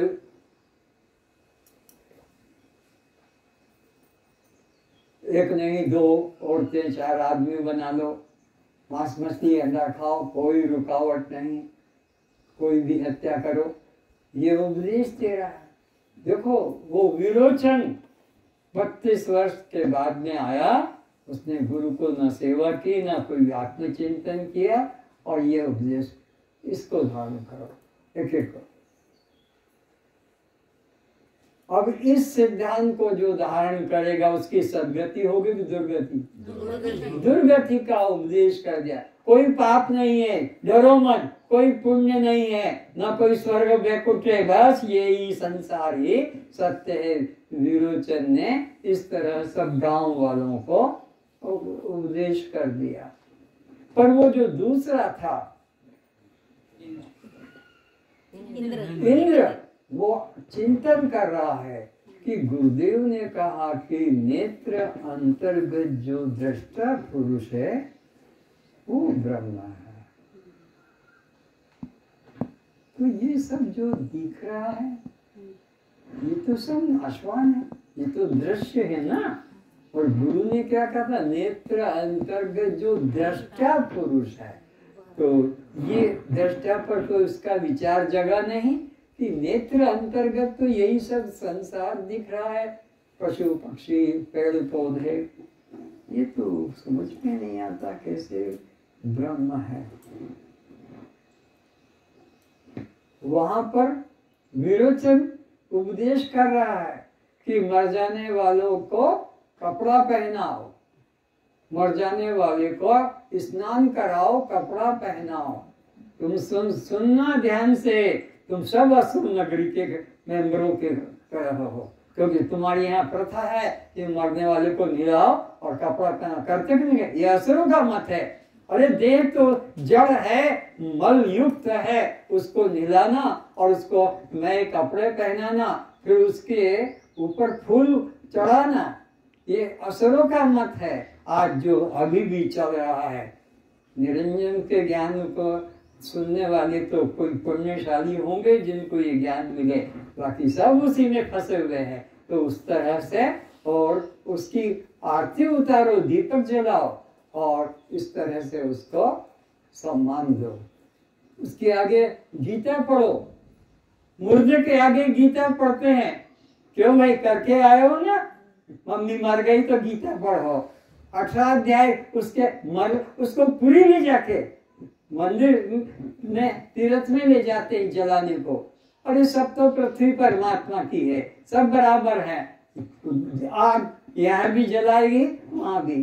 परंतु समाज के लोग, मूल लोगों के मत को मानते, क्योंकि उन्हीं में रहना है, तो उनकी बात इस तरह से, वो तो असुर मत वाला दुर्गति का रास्ता अपना लिया।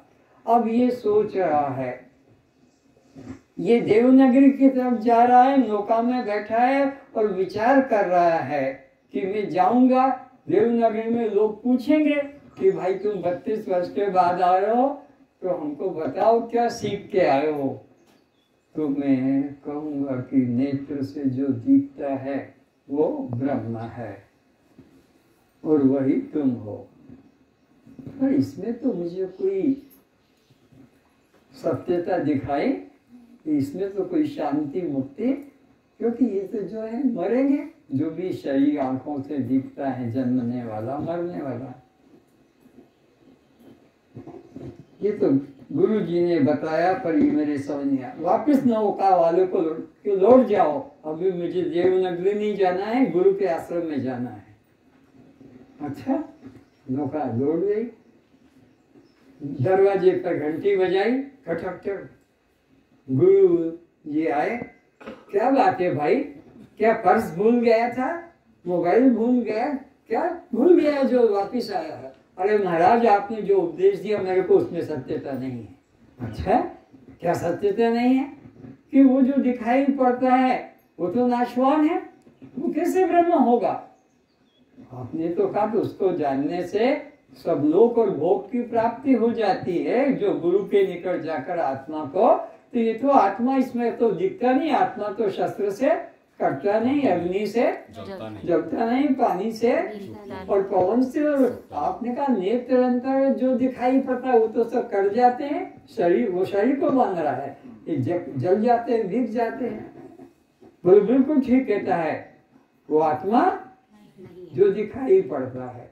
आप ही ने तो कहा था, अरे मैंने तो कहा था नेत्र अंतर्गत, आंख के पीछे जो बैठकर सबको देख रहा है, और क्या तू समझ गया कि आंख से दिख रहा है? वो तो तेरा भूल है। महाराज जी फिर उपदेश करो, जाओ अभी 32 साल फिर तक करो। मल दोष गया, पहले वाले 32 साल में मल दोष। जीव के अंदर 3 दोष हैं, मल, विक्षेप, आवरण। नोट करो, जीव में 3 दोष है, मल दोष, विक्षेप दोष और आवरण दोष। मल दोष 80,000 मंत्र है मल दोष को हटाने का, वेद में 80,000 मंत्र मल दोष को काटने में है। 16,000 मंत्र विक्षेप दोष को काटने में है, 16,000 मंत्र विक्षेप दोष को मिटाने में है, और 4,000 मंत्र आपके इस आवरण दोष को हटाने में है। 80,000, 16,000, 96,000 और 4,000, 1,00,000 मंत्र जीव के कल्याण का। उधर माता मत देखो, इधर देखो। उधर किसको देख रहे हो? आने जाने वाले आने जाएंगे, तुम मत देखो। तो तुम देखो 1,00,000 मंत्र की साधना 10 दिन में यहाँ समाप्त की गई है। जिनका मल दोष विक्षेप दोष कट गया, उनको आवरण दोष को काटने के लिए 4,00,000 है। मल दोष, मन वचन कर्म से दुख देना किसी प्राणी को, ये मल दोष है। तो निष्काम कर्म करने से, दीन दुखियों की मदद करने से, पशु पक्षियों की रक्षा करने से, सब प्रकार से दूसरों को सुख पहुंचाने से जीव का मल दोष पाप वासना कट जाती। 80,000 मंत्र की साधना पूरी हो गई उसकी। किसकी? जिसने मन वचन कर्म से दूसरे प्राणी को सुख देने की भावना मन में जगा ली। ये भावना जगा ली तो ये 80,000 मंत्र की साधना पूरी हो गई। अब जब मल दोष कट गया तो दूसरी उसके मन में है चित्त की चंचलता, विक्षेप दोष, चित्त की चंचलता को। ये क्या बार बार जाते आते वहीं बैठो, यहाँ फिर आने की 3 बार गए आ गए, क्या होता उधर बार बार क्यों जाते हैं? उस तरह से विक्षेप दोष यानी चित्त की चंचलता। ये कैसे मिले, मेरा धन कैसे बढ़े, पुत्र कैसे हो, मेरा ये रोग कैसे कटे, मेरा ये कैसे कटे, मेरा वो कैसे मिले। विक्षेप दोष चित्त की चंचलता। इसको विक्षेप दोष को दूर करने के लिए वेद में 16,000 मंत्र की साधना है। 16,000। ये यज्ञ करो, ये दान करो, ये ध्यान करो, ये पूजा करो, ये मंत्र जाप करो, इस तरह के समाधि करो, ध्यान करो, ये विक्षेप दोष को दूर करने के हैं। ध्यान, समाधि, दान, अपना साकार निराकार की पूजा। लेकिन साकार से मन और चंचल होता है। क्या? पुष्प नहीं लाया, घी नहीं है, दीपक नहीं है, ये कपूर नहीं है, तो भोग में तो बहुत विक्षेप होता है। तो साकार ना करके निराकार की उपासना में कोई सामग्री की जरूरत नहीं रहती है। अपने श्वासों को आते जाते बस देखो, इसमें सब काम तुम्हारा चित्त चंचल का हट जाएगी। और इसके अंदर मन में जो दूसरों को दुख पहुंचाने का भाव है वो भी हट जाएगा। तो निराकार उपासना करने से अर्थात आत्मा का चिंतन ध्यान करने से, श्वासों को देखने से विक्षेप दोष कट जाता है। कितने हजार मंत्र की साधना पूरी हो गई? 16,000। अब क्या दोष रह गया? आवरण दोष। आवरण दोष। आवरण दोष का मतलब है कि परमात्मा मुझसे अलग है, परमात्मा मुझसे दूर है। वहाँ कहीं तीर्थ में, कहीं मंदिर में कैसे इधर उधर भागते हैं। तो ये विक्षेप दोष, मल विक्षेप कर गया। अब आवरण दोष। आवरण दोष का मतलब है जैसे कि किसी वस्तु पे पर्दा आ गया, तो परमात्मा तो है पर पर्दा आ गया, वो अंदर अंतःकरण में बैठा हुआ है। तो उसके लिए ज्ञान कांड के कितने मंत्र बताए? 4,000। उपासना के 16 और कर्म के 80। इस तरह से मल दोष कट गया, विक्षेप दोष कट गया। और यहाँ बैठे बैठे इन दिनों में तुम्हारा आवरण दोष खत्म हो गया। पक्का कर लेना, आवरण दोष घर लेकर नहीं जाओगे, यहाँ से खत्म करके जाओगे। खत्म कैसे होगा? कि मैं देह नहीं, मैं तो देह का दृष्टा हूँ। मैं मन नहीं, मैं तो मन का मैं तो दृष्टा हूँ। तो दृष्टा को दृष्टा पाप कर्म धर्म कुछ छूता पक्का करके जाना। यहाँ से ये आवरण दोष 4,000 मंत्र का साधन खत्म हो गया। किनका? जिन्होंने ये देह से अपने को अलग जान लिया, मन से अपने को अलग जान लिया। इस तरह जिसने अपने को दृष्टा साक्षी जाना, 4,000 मंत्रों की साधना। तो 4,000 मंत्रों में कौन से मंत्र महावाक्य है? बोलो महावाक्य। 4 वेद के 4 महावाक्य हैं। 4 वेद के नाम बोलो। यजुर्वेद, अथर्ववेद, ऋग्वेद, सामवेद। तो यजुर्वेद में से कौन सा महावाक्य निकला है? अहम ब्रह्मास्मि। और अथर्ववेद में से कौन सा महावाक्य निकला है? अहम आत्मा ब्रह्म। और ऋग्वेद में से प्रज्ञानम ब्रह्म।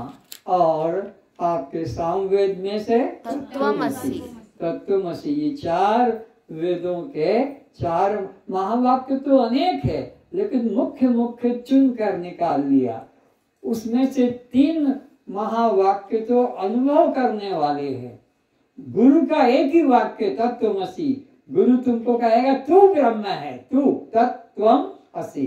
ये गुरु का उपदेशात्मक महावाक्य कहलाता है। और ये 3 अयम आत्मा ब्रह्म, प्रज्ञानम ब्रह्म, अहम ब्रह्मास्मि, ये अनुभवात्मक, ये शिष्य का अनुभव है, वो खुद अनुभव करता है। तो इस प्रकार से गुरु उपदेश करता है और उससे उसका ब्रह्मता का अनुभव होता है। तो गुरु के आश्रम में रहते रहते जब 64 वर्ष हो गए शिष्य को, पहले 32 वर्ष में तो बता दिया और उसमें इसको श्रद्धा अनुभव में नहीं आई। तो गुरु का फिर 32 वर्ष तपस्या करो। फिर 32 वर्ष तपस्या करके जब 64 वर्ष हो गए, प्रणाम किया गुरुदेव आज मेरा साधन काल पूरा हो गया है और अगर आप उचित समझते हो, अधिकारी समझते हो तो मुझे आत्मा का उपदेश कीजिए। तब गुरु ने कहा सावधान होकर सुनो। स्वप्न अंतर नोट करो। 64 वर्ष के बाद स्वप्न अवस्था से, पहले तो 32 वर्ष के बाद जागृत अवस्था उपदेश किया, पहले वाला 32 साल के बाद जागृत अवस्था से समझाया। याद है ना, लिखा हुआ है ना कि नेत्र अंतर्गत जो दृष्टा, ये पहले वाले 32 साल में नेत्र अंतर्गत जो दृष्टा पुरुष है वो ब्रह्म है और वो तू है। ये जागृत का उपदेश अब स्वप्न से समझा रहे हैं। स्वप्न अंतर्गत कितने वर्ष के बाद में? 64 वर्ष के बाद में क्या कहा? स्वप्न अंतर्गत जो साक्षी पुरुष, स्वप्न अंतर्गत जो साक्षी पुरुष नाना जीवों को भोगते, भागते, लड़ते, मरते, खाते देख रहा है, वो आत्मा है और वह तू है। फिर से बोलता हूं, स्वप्न अंतर्गत जो पुरुष, जो साक्षी पुरुष नाना जीवों को भोगते, भागते, लड़ते, करते, खाते, रोते, सोते देख रहा है, देख रहा है। जागृत में भी कहीं कहा था जो देख रहा है, यहाँ भी कहा देख रहा है। वह ब्रह्म है और वह आत्मा है और वह तू है। बात खत्म। उपदेश देखा गुरु लोग कैसा तैयार करते हैं शिष्य को, सेवा करा करा के मन दोष, विक्षेप दोष हटके आवरण दोष आता है तो वह ब्रह्म है। लिख लिया सबने? नहीं लिखा तो फिर बोलूं। सबने लिख लिया कि जो देख रहा है, किसको? सपने में। किसको देख रहा है? बहुत से भाग रहे हैं, लड़ रहे हैं, कर रहे हैं, पशु हैं, पक्षी हैं, कोई ऊपर है, कोई नीचे है, लड़ाई झगड़ा, इन सब प्रक्रियाओं को, इन सब प्रवृत्ति को जो देख रहा है, इसने प्रणाम किया और चल दिया देवनगरी की ओर। तो सोच रहा लोग पूछेंगे कि तू भाई इतने 64 वर्ष के बाद आ रहा है तो बता क्या सीखा? तो मैं क्या कहूँगा कि सपने में जो नाना जीव भाग रहे हैं, रो रहे हैं, लड़ रहे हैं, कट रहे हैं, मर रहे हैं, अरे ये तो कुछ ठीक नहीं लगता है।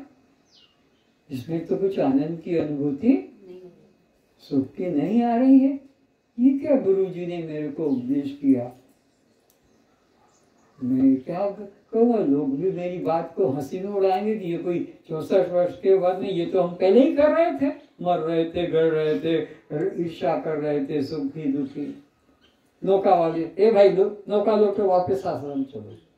अरे बाबू तुमको तो देवनगरी जाना है ना? बोले मेरे को नहीं जाना है, वापस चलो। वापस गया, दरवाजा खटखटाया। अरे भाई तू तो ब्रह्म को जान के गया था, अब तू क्या यहाँ पर लेने आया है? क्या भूल गया था? बोले हे गुरुदेव, आपने जो उपदेश दिया मेरे को उसमें श्रद्धा नहीं है। अरे भाई क्यों श्रद्धा नहीं है? वहां तो मैं देख रहा हूँ कोई रो रहा है, कोई चिल्ला रहा है, कोई कट रहा है, कोई मर रहा है, जलाया जा रहा है, कोई की अर्थी लेके जा रहे हैं, उसके घर वाले रो रहे हैं अपने व्यक्ति के लिए, और वहां तो कुछ सुख शांति प्रतीत होती है। और मैं ट्रेन में जा रहा हूँ, उसी में सपने में मैंने एक अटैची रखी और दूसरी लेन पर जाता हूँ, तब तक वो ट्रेन का डब्बा ही आगे बढ़ जाता है। वो पता ही नहीं लगता मेरी पहली ट्रेन अटैची कहाँ गई। और फिर मैं ट्रेन में बैठ के गया और थोड़ी देर में लगता है मैं साइकिल पे चला के उतर रहा हूँ। सपने में ऐसे सब उठपटांग आते हैं, वहां तो एक जैसा तो क्रम नहीं है। ये क्या आपने, इसमें तो कोई शांति सुख नहीं, कोई के लिए रो रहे हैं। मुझे बिल्कुल ठीक कहता है गुरु, कहता है तो ठीक कहता है, वो आत्मा नहीं तो। अब बताइए, ऐसे थोड़ी जाओ 32 साल फिर तप करो, अभी तुम्हारा आवरण दोष बाकी है। पहले 32 साल में मल दोष गया, दूसरे 32 साल में तुम्हारा विक्षेप दोष कर गया, अभी तुम्हारे अंदर आवरण दोष बाकी है। परमात्मा होते हुए तुम उसको मंदिर में, तीर्थ में, मूर्ति चित्र में ढूंढने कर रहे हो, तो जाओ अभी 32 साल फिर तप करो। वही गुरु की आज्ञा मान के प्रातः काल का उठना, गुरु को प्रणाम करना, गायों को दूध निकाल कर जंगल चढ़ने को भेजना, पानी गुरु के लिए गर्म कर देना उनके लिए, फिर गायों को जंगल में छोड़ के जंगल से लकड़ी काट के लाना आश्रम के लिए, फिर गुरु को तेल मालिश करना। 32 साल का कोर्स दिया उसमें, पहले 64 साल तो हो गए, सेवा में कभी त्रुटि, गुरु सेवा में कभी त्रुटि, नियमित गुरु सेवा की जाती है। तो उससे करते करते भोजन कराना, भोजन बना के भोजन कराना, हाथ पैर दबाने, सेवा श्रद्धा से पैर दबाते रहना, कमर दबाते रहना, करते करते 96 वर्ष हो गए। गुरु जी को प्रणाम करके कहते हैं, गुरुदेव आज मेरा सेवा काल पूरा हो गया, अगर और आप अधिकारी समझते हो तो मुझे आत्मा का उपदेश कीजिए। तब गुरुदेव कहते हैं सावधान मन से सुनो। देखो 96 वर्ष के बाद सुषुप्ति अवस्था के द्वारा आत्मज्ञान, हेडिंग डालो, 96 वर्ष के बाद सुषुप्ति अवस्था के द्वारा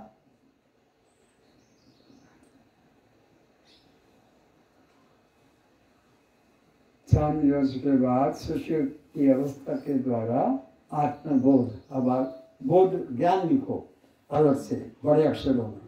ये जो उपदेश देते हैं ना गुरु, उसको जरा कैपिटल वर्ड में लिखना, अंडरलाइन कर लो। पहले 32 वर्ष के बाद में शुरू में 32 वर्ष में जो जागृत अवस्था में दिया उसको अंडरलाइन किया, नेत्र अंतर्गत, फिर दूसरे स्वप्न में स्वप्न अंतर्गत, और अब सुषुप्ति अंतर्गत गहरी नींद में जब ये जीव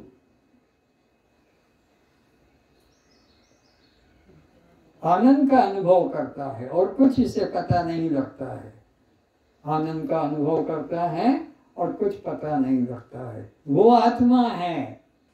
गहरी नींद में कुछ पता नहीं लगता है और इसको आनंद का अनुभव होता है, यह ब्रह्म है, यह परमात्मा आत्मा और यह तू है। बस खत्म उपदेश।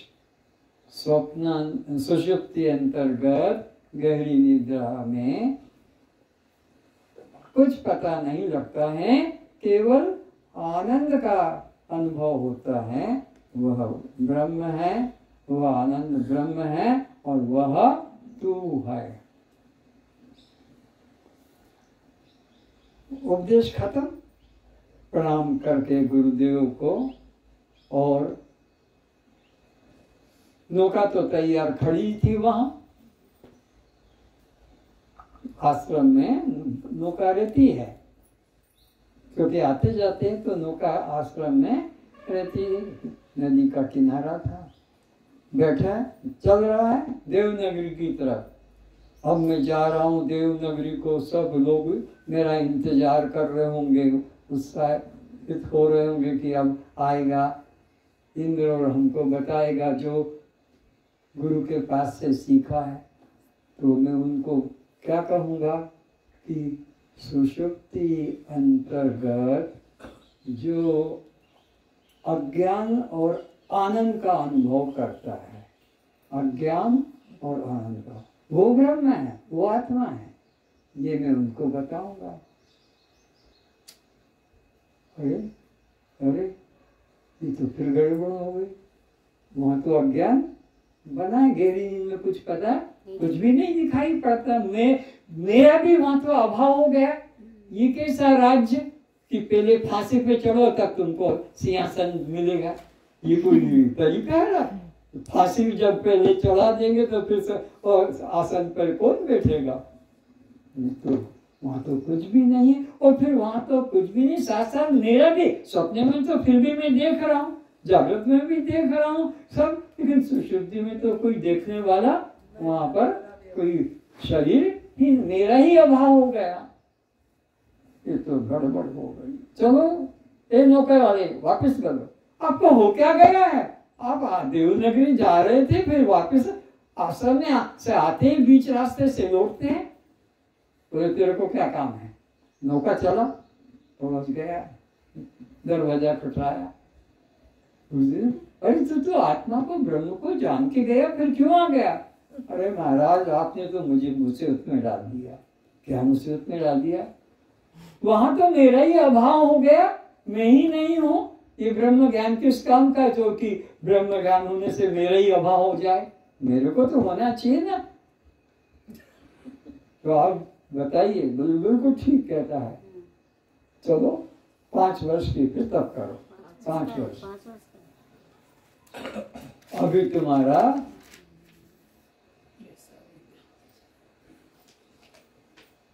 आवरण दोष में से थोड़ा सा कमी हो गई है, कमी रह गई है, कपड़े में थोड़ा मेल रह गया, तो एक बार फिर और साबुन लगाओ तो मेल कट जाएगा।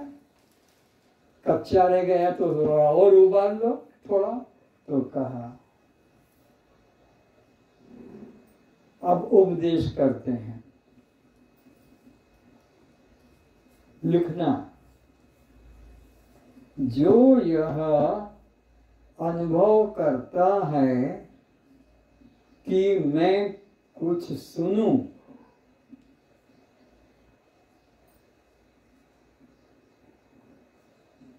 जो यह अनुभव करता है कि मैं कुछ सुनूं, ये कितने वर्ष के बाद लिख रहे हो? 101 वर्ष के बाद। हाँ, आत्म साक्षात्कार। ये तो 3 कोर्स अलग हो गए, ये 5 साल का अलग कोर्स है। तो 101 वर्ष के बाद आत्म साक्षात्कार किस तरह हो रहा है? जो यह अनुभव करता है कि मैं कुछ सुनूं,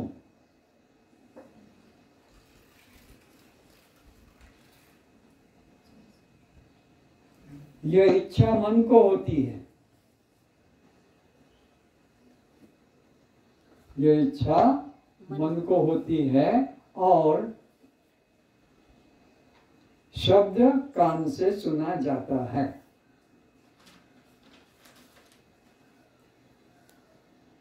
जो यह अनुभव करता है कि मैं कुछ सुनूं, यह इच्छा मन को होती है, कान उसके सुनने का द्वार है।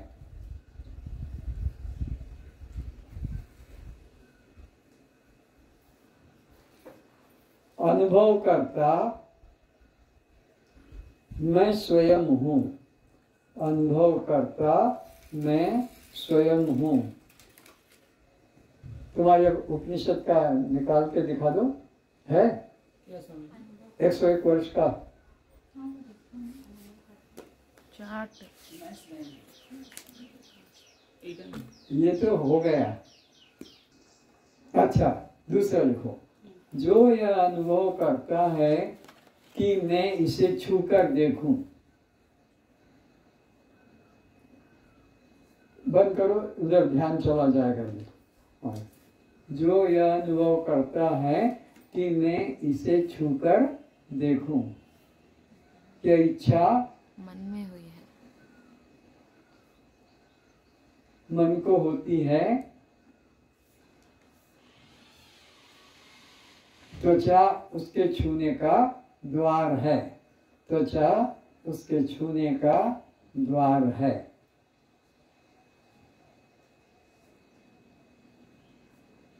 और अनुभव करता मैं स्वयं आत्मा हूं, और इसका अनुभव करता मैं स्वयं आत्मा हूं।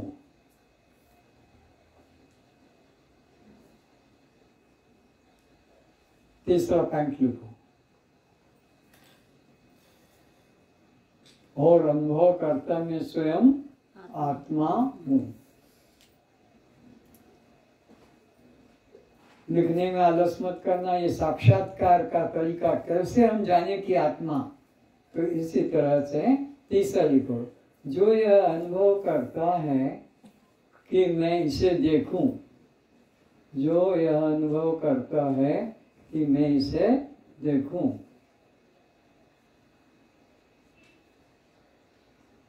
देखने की इच्छा मन को होती है, देखने की इच्छा मन को होती है,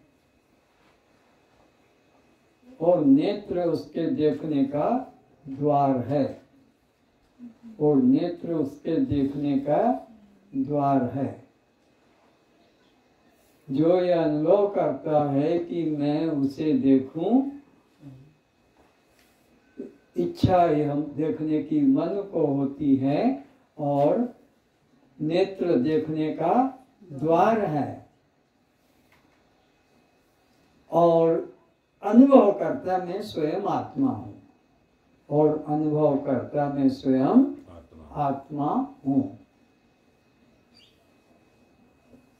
और अनुभव करता मैं स्वयं आत्मा हूं। चौथा पॉइंट, जो यह अनुभव करता है कि मैं इसे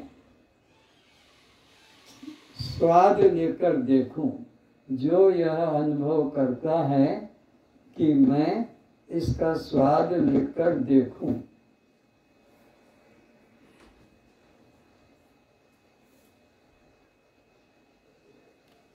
स्वाद लेकर देखूं। स्वाद लेने की इच्छा मन को होती है, स्वाद लेने की इच्छा मन को होती है।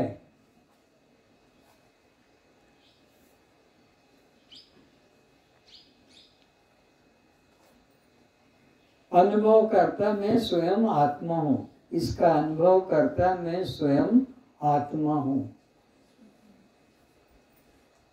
एक एक युक्ति से अनुभव कराया जा रहा है, एक एक युक्ति से,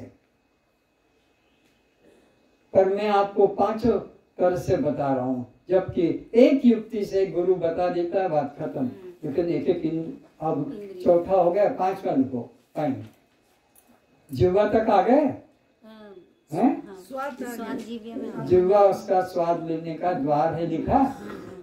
जो यह अनुभव करता है कि मैं इसका स्वाद लेकर देखूं, इच्छा मन को होती है, और स्वाद लेने का द्वार जिह्वा है। अब पांचवा लिखो, जो यह अनुभव करता है कि मैं इसे सूंघ कर देखूं, जो यह अनुभव करता है कि मैं इसे सूंघ कर देखूं,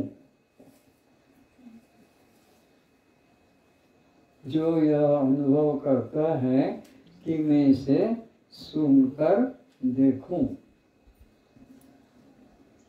सूंघने की इच्छा मन को होती है, सूंघने की इच्छा मन को होती है, सूंघने की इच्छा मन को होती है। और नासिका सूंघने का द्वार है, और नासिका सूंघने का द्वार है।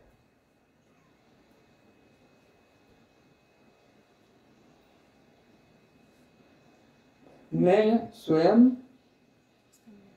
अनुभव करता आत्मा हूं, मैं स्वयं इसका अनुभव करता आत्मा हूं।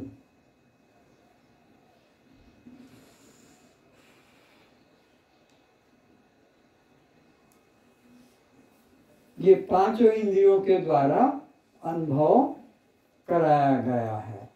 अब आगे लिखो, और एक तरीका बताता हूं।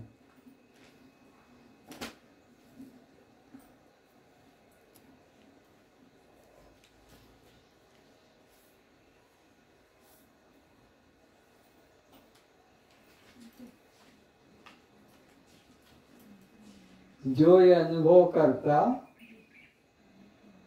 है कि मैं आत्मा को जानूं, जो ये अनुभव करता है कि मैं आत्मा को जानूं,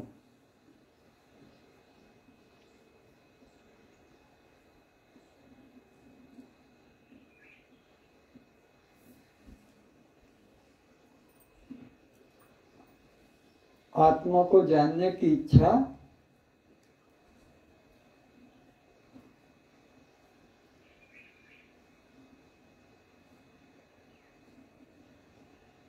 जीव को यानी मन को होती है। अब वहाँ इंद्री तो पहुंचती नहीं है, इंद्रियां तो 5 खत्म हो गई, परमात्मा की तरफ इंद्री अगोचर है, इसलिए उसको जानने की इच्छा होती, जीव को इच्छा होती है।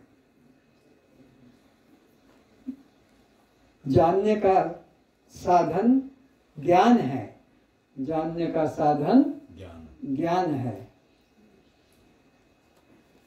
जानने का साधन ज्ञान है। ये इंद्रियां वहां पहुंचती है, ज्ञान से ही जाना जाता है। और वह मैं स्वयं हूँ, और वह अनुभव करता मैं स्वयं स्वयं का ही अनुभव करता हूँ, और वह अनुभव करता मैं स्वयं स्वयं से स्वयं को ही जानता हूँ। वहाँ कोई दूसरा दो नहीं, दृष्टा दृश्य, जानने में आने वाला और जानने वाला दो नहीं, खुद खुद को ही अनुभव। अरे मैं जिसे ढूंढ रहा था, ओहो सो हम, तो वो तुम्हें खुद ही हो। मैं तो तीर्थों मंदिरों में भटक रहा था, अब पता लगा गुरु कृपा से कि वह तत्वमसि, अर्थात वह तू ही है। तत्वमसि लिख लो, गुरु का उपदेश है ना, तो तत्वमसि वह तू ही है।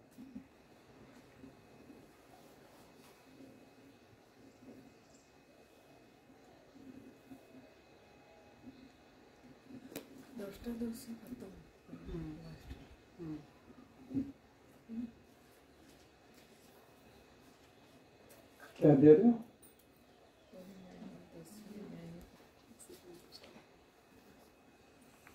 लो ब्रह्म रूप।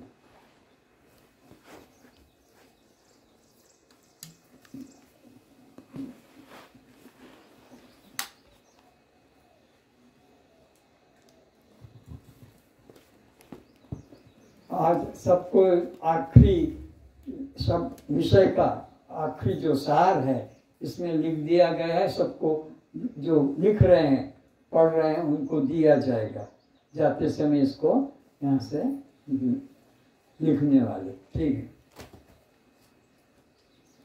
ब्रह्म रूप पहचानो साधो, ब्रह्म रूप पहचानो साधो, ब्रह्म रूप पहचानो साधो, ब्रह्म रूप पहचानो साधो। परमात्मा को जानो, ब्रह्म को जानो।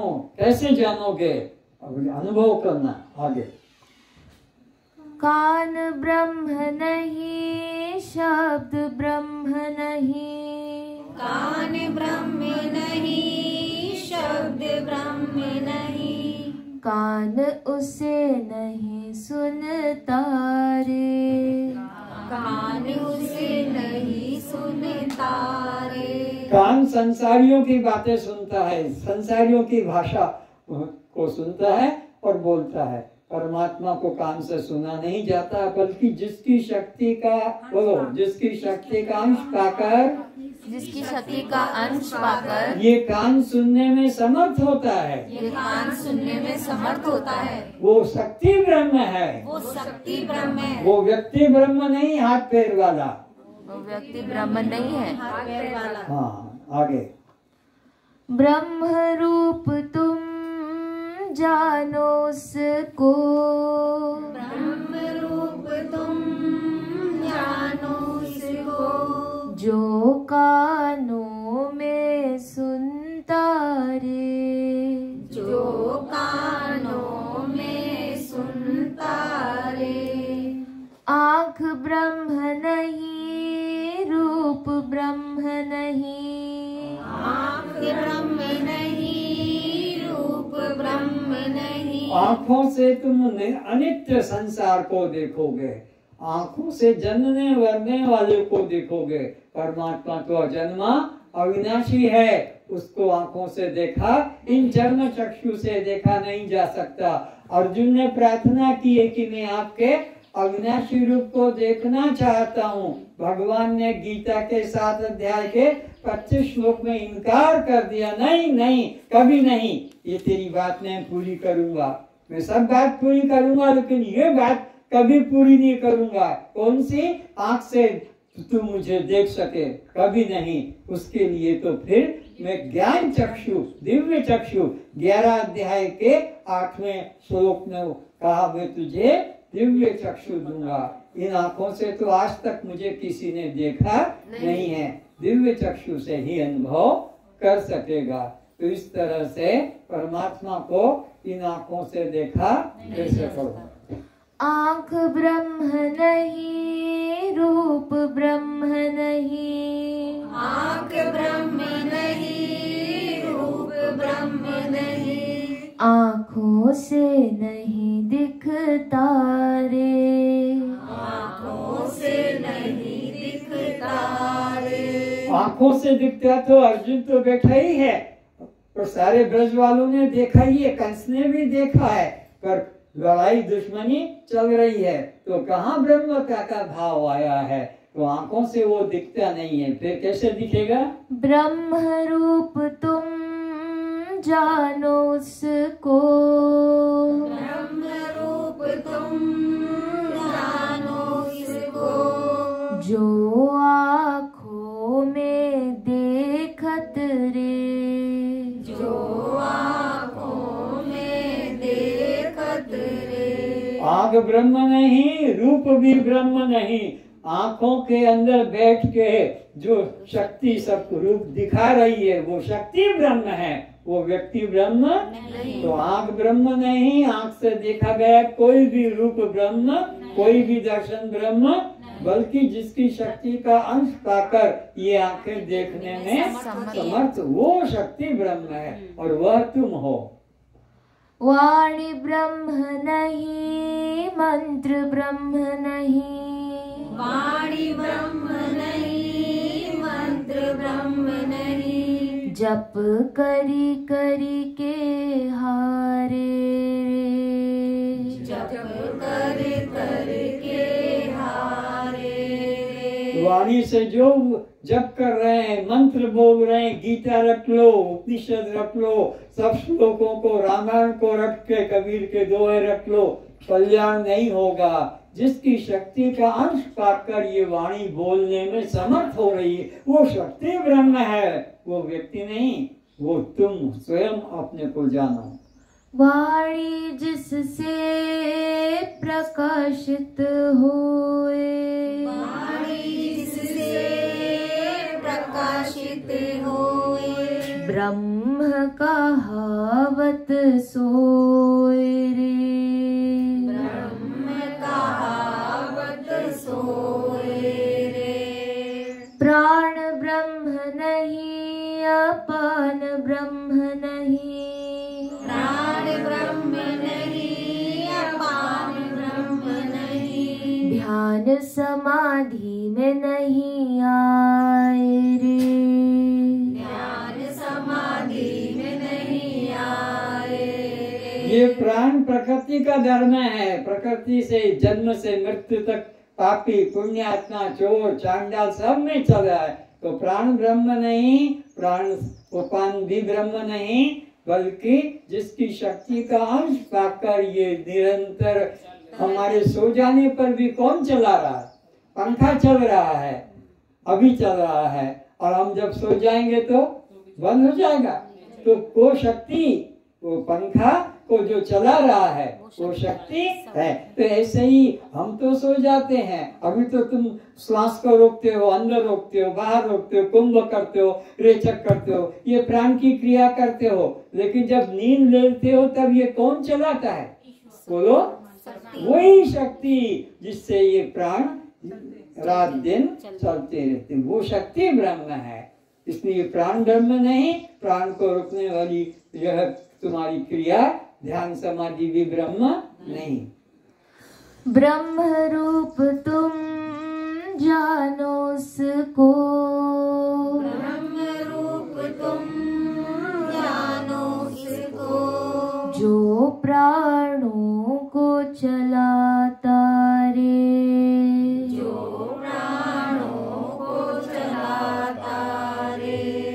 अच्छा मुझे बताओ, तुम पंखा चालू करके सो गए, हाँ, पंखा रात को बंद हो गया, क्यों बंद हो गया? बिजली अब चलेगा?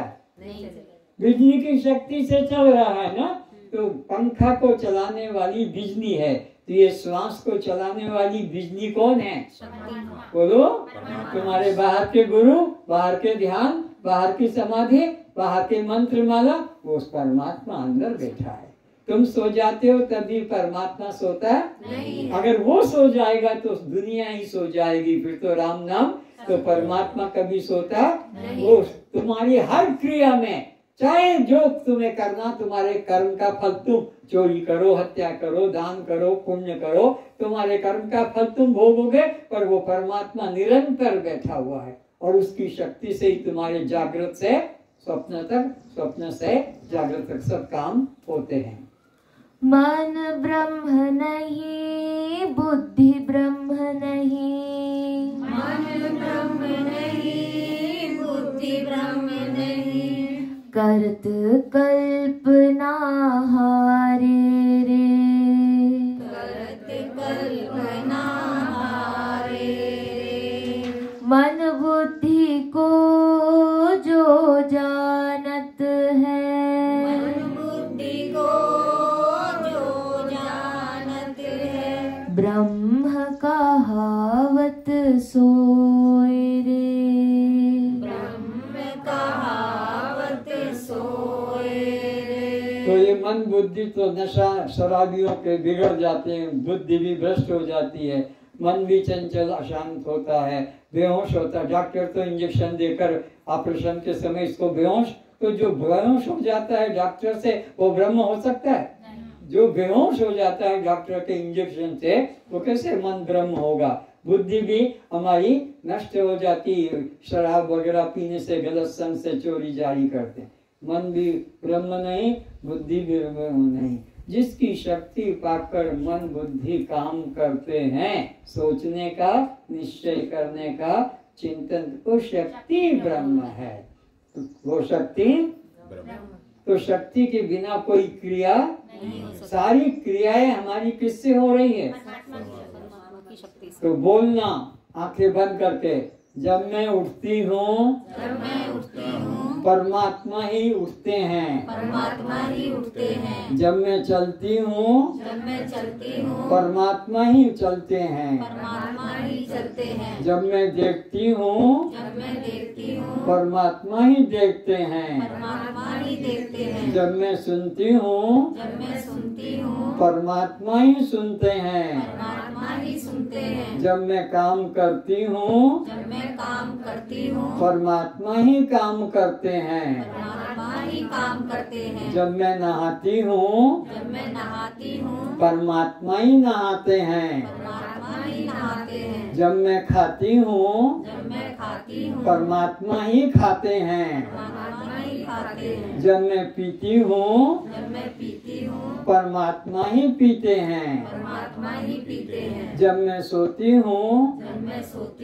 परमात्मा ही सोते हैं, परमात्मा ही सोते हैं, जब मैं मल त्याग करती हूँ परमात्मा ही करते हैं। परमात्मा ही करते हैं। कोई भी क्रिया बिना परमात्मा के, ये हमारा मुर्दा शरीर, में हमारा शव शरीर, हमारा जड़ शरीर, हमारा अनात्म शरीर, बिना परमात्मा की शक्ति के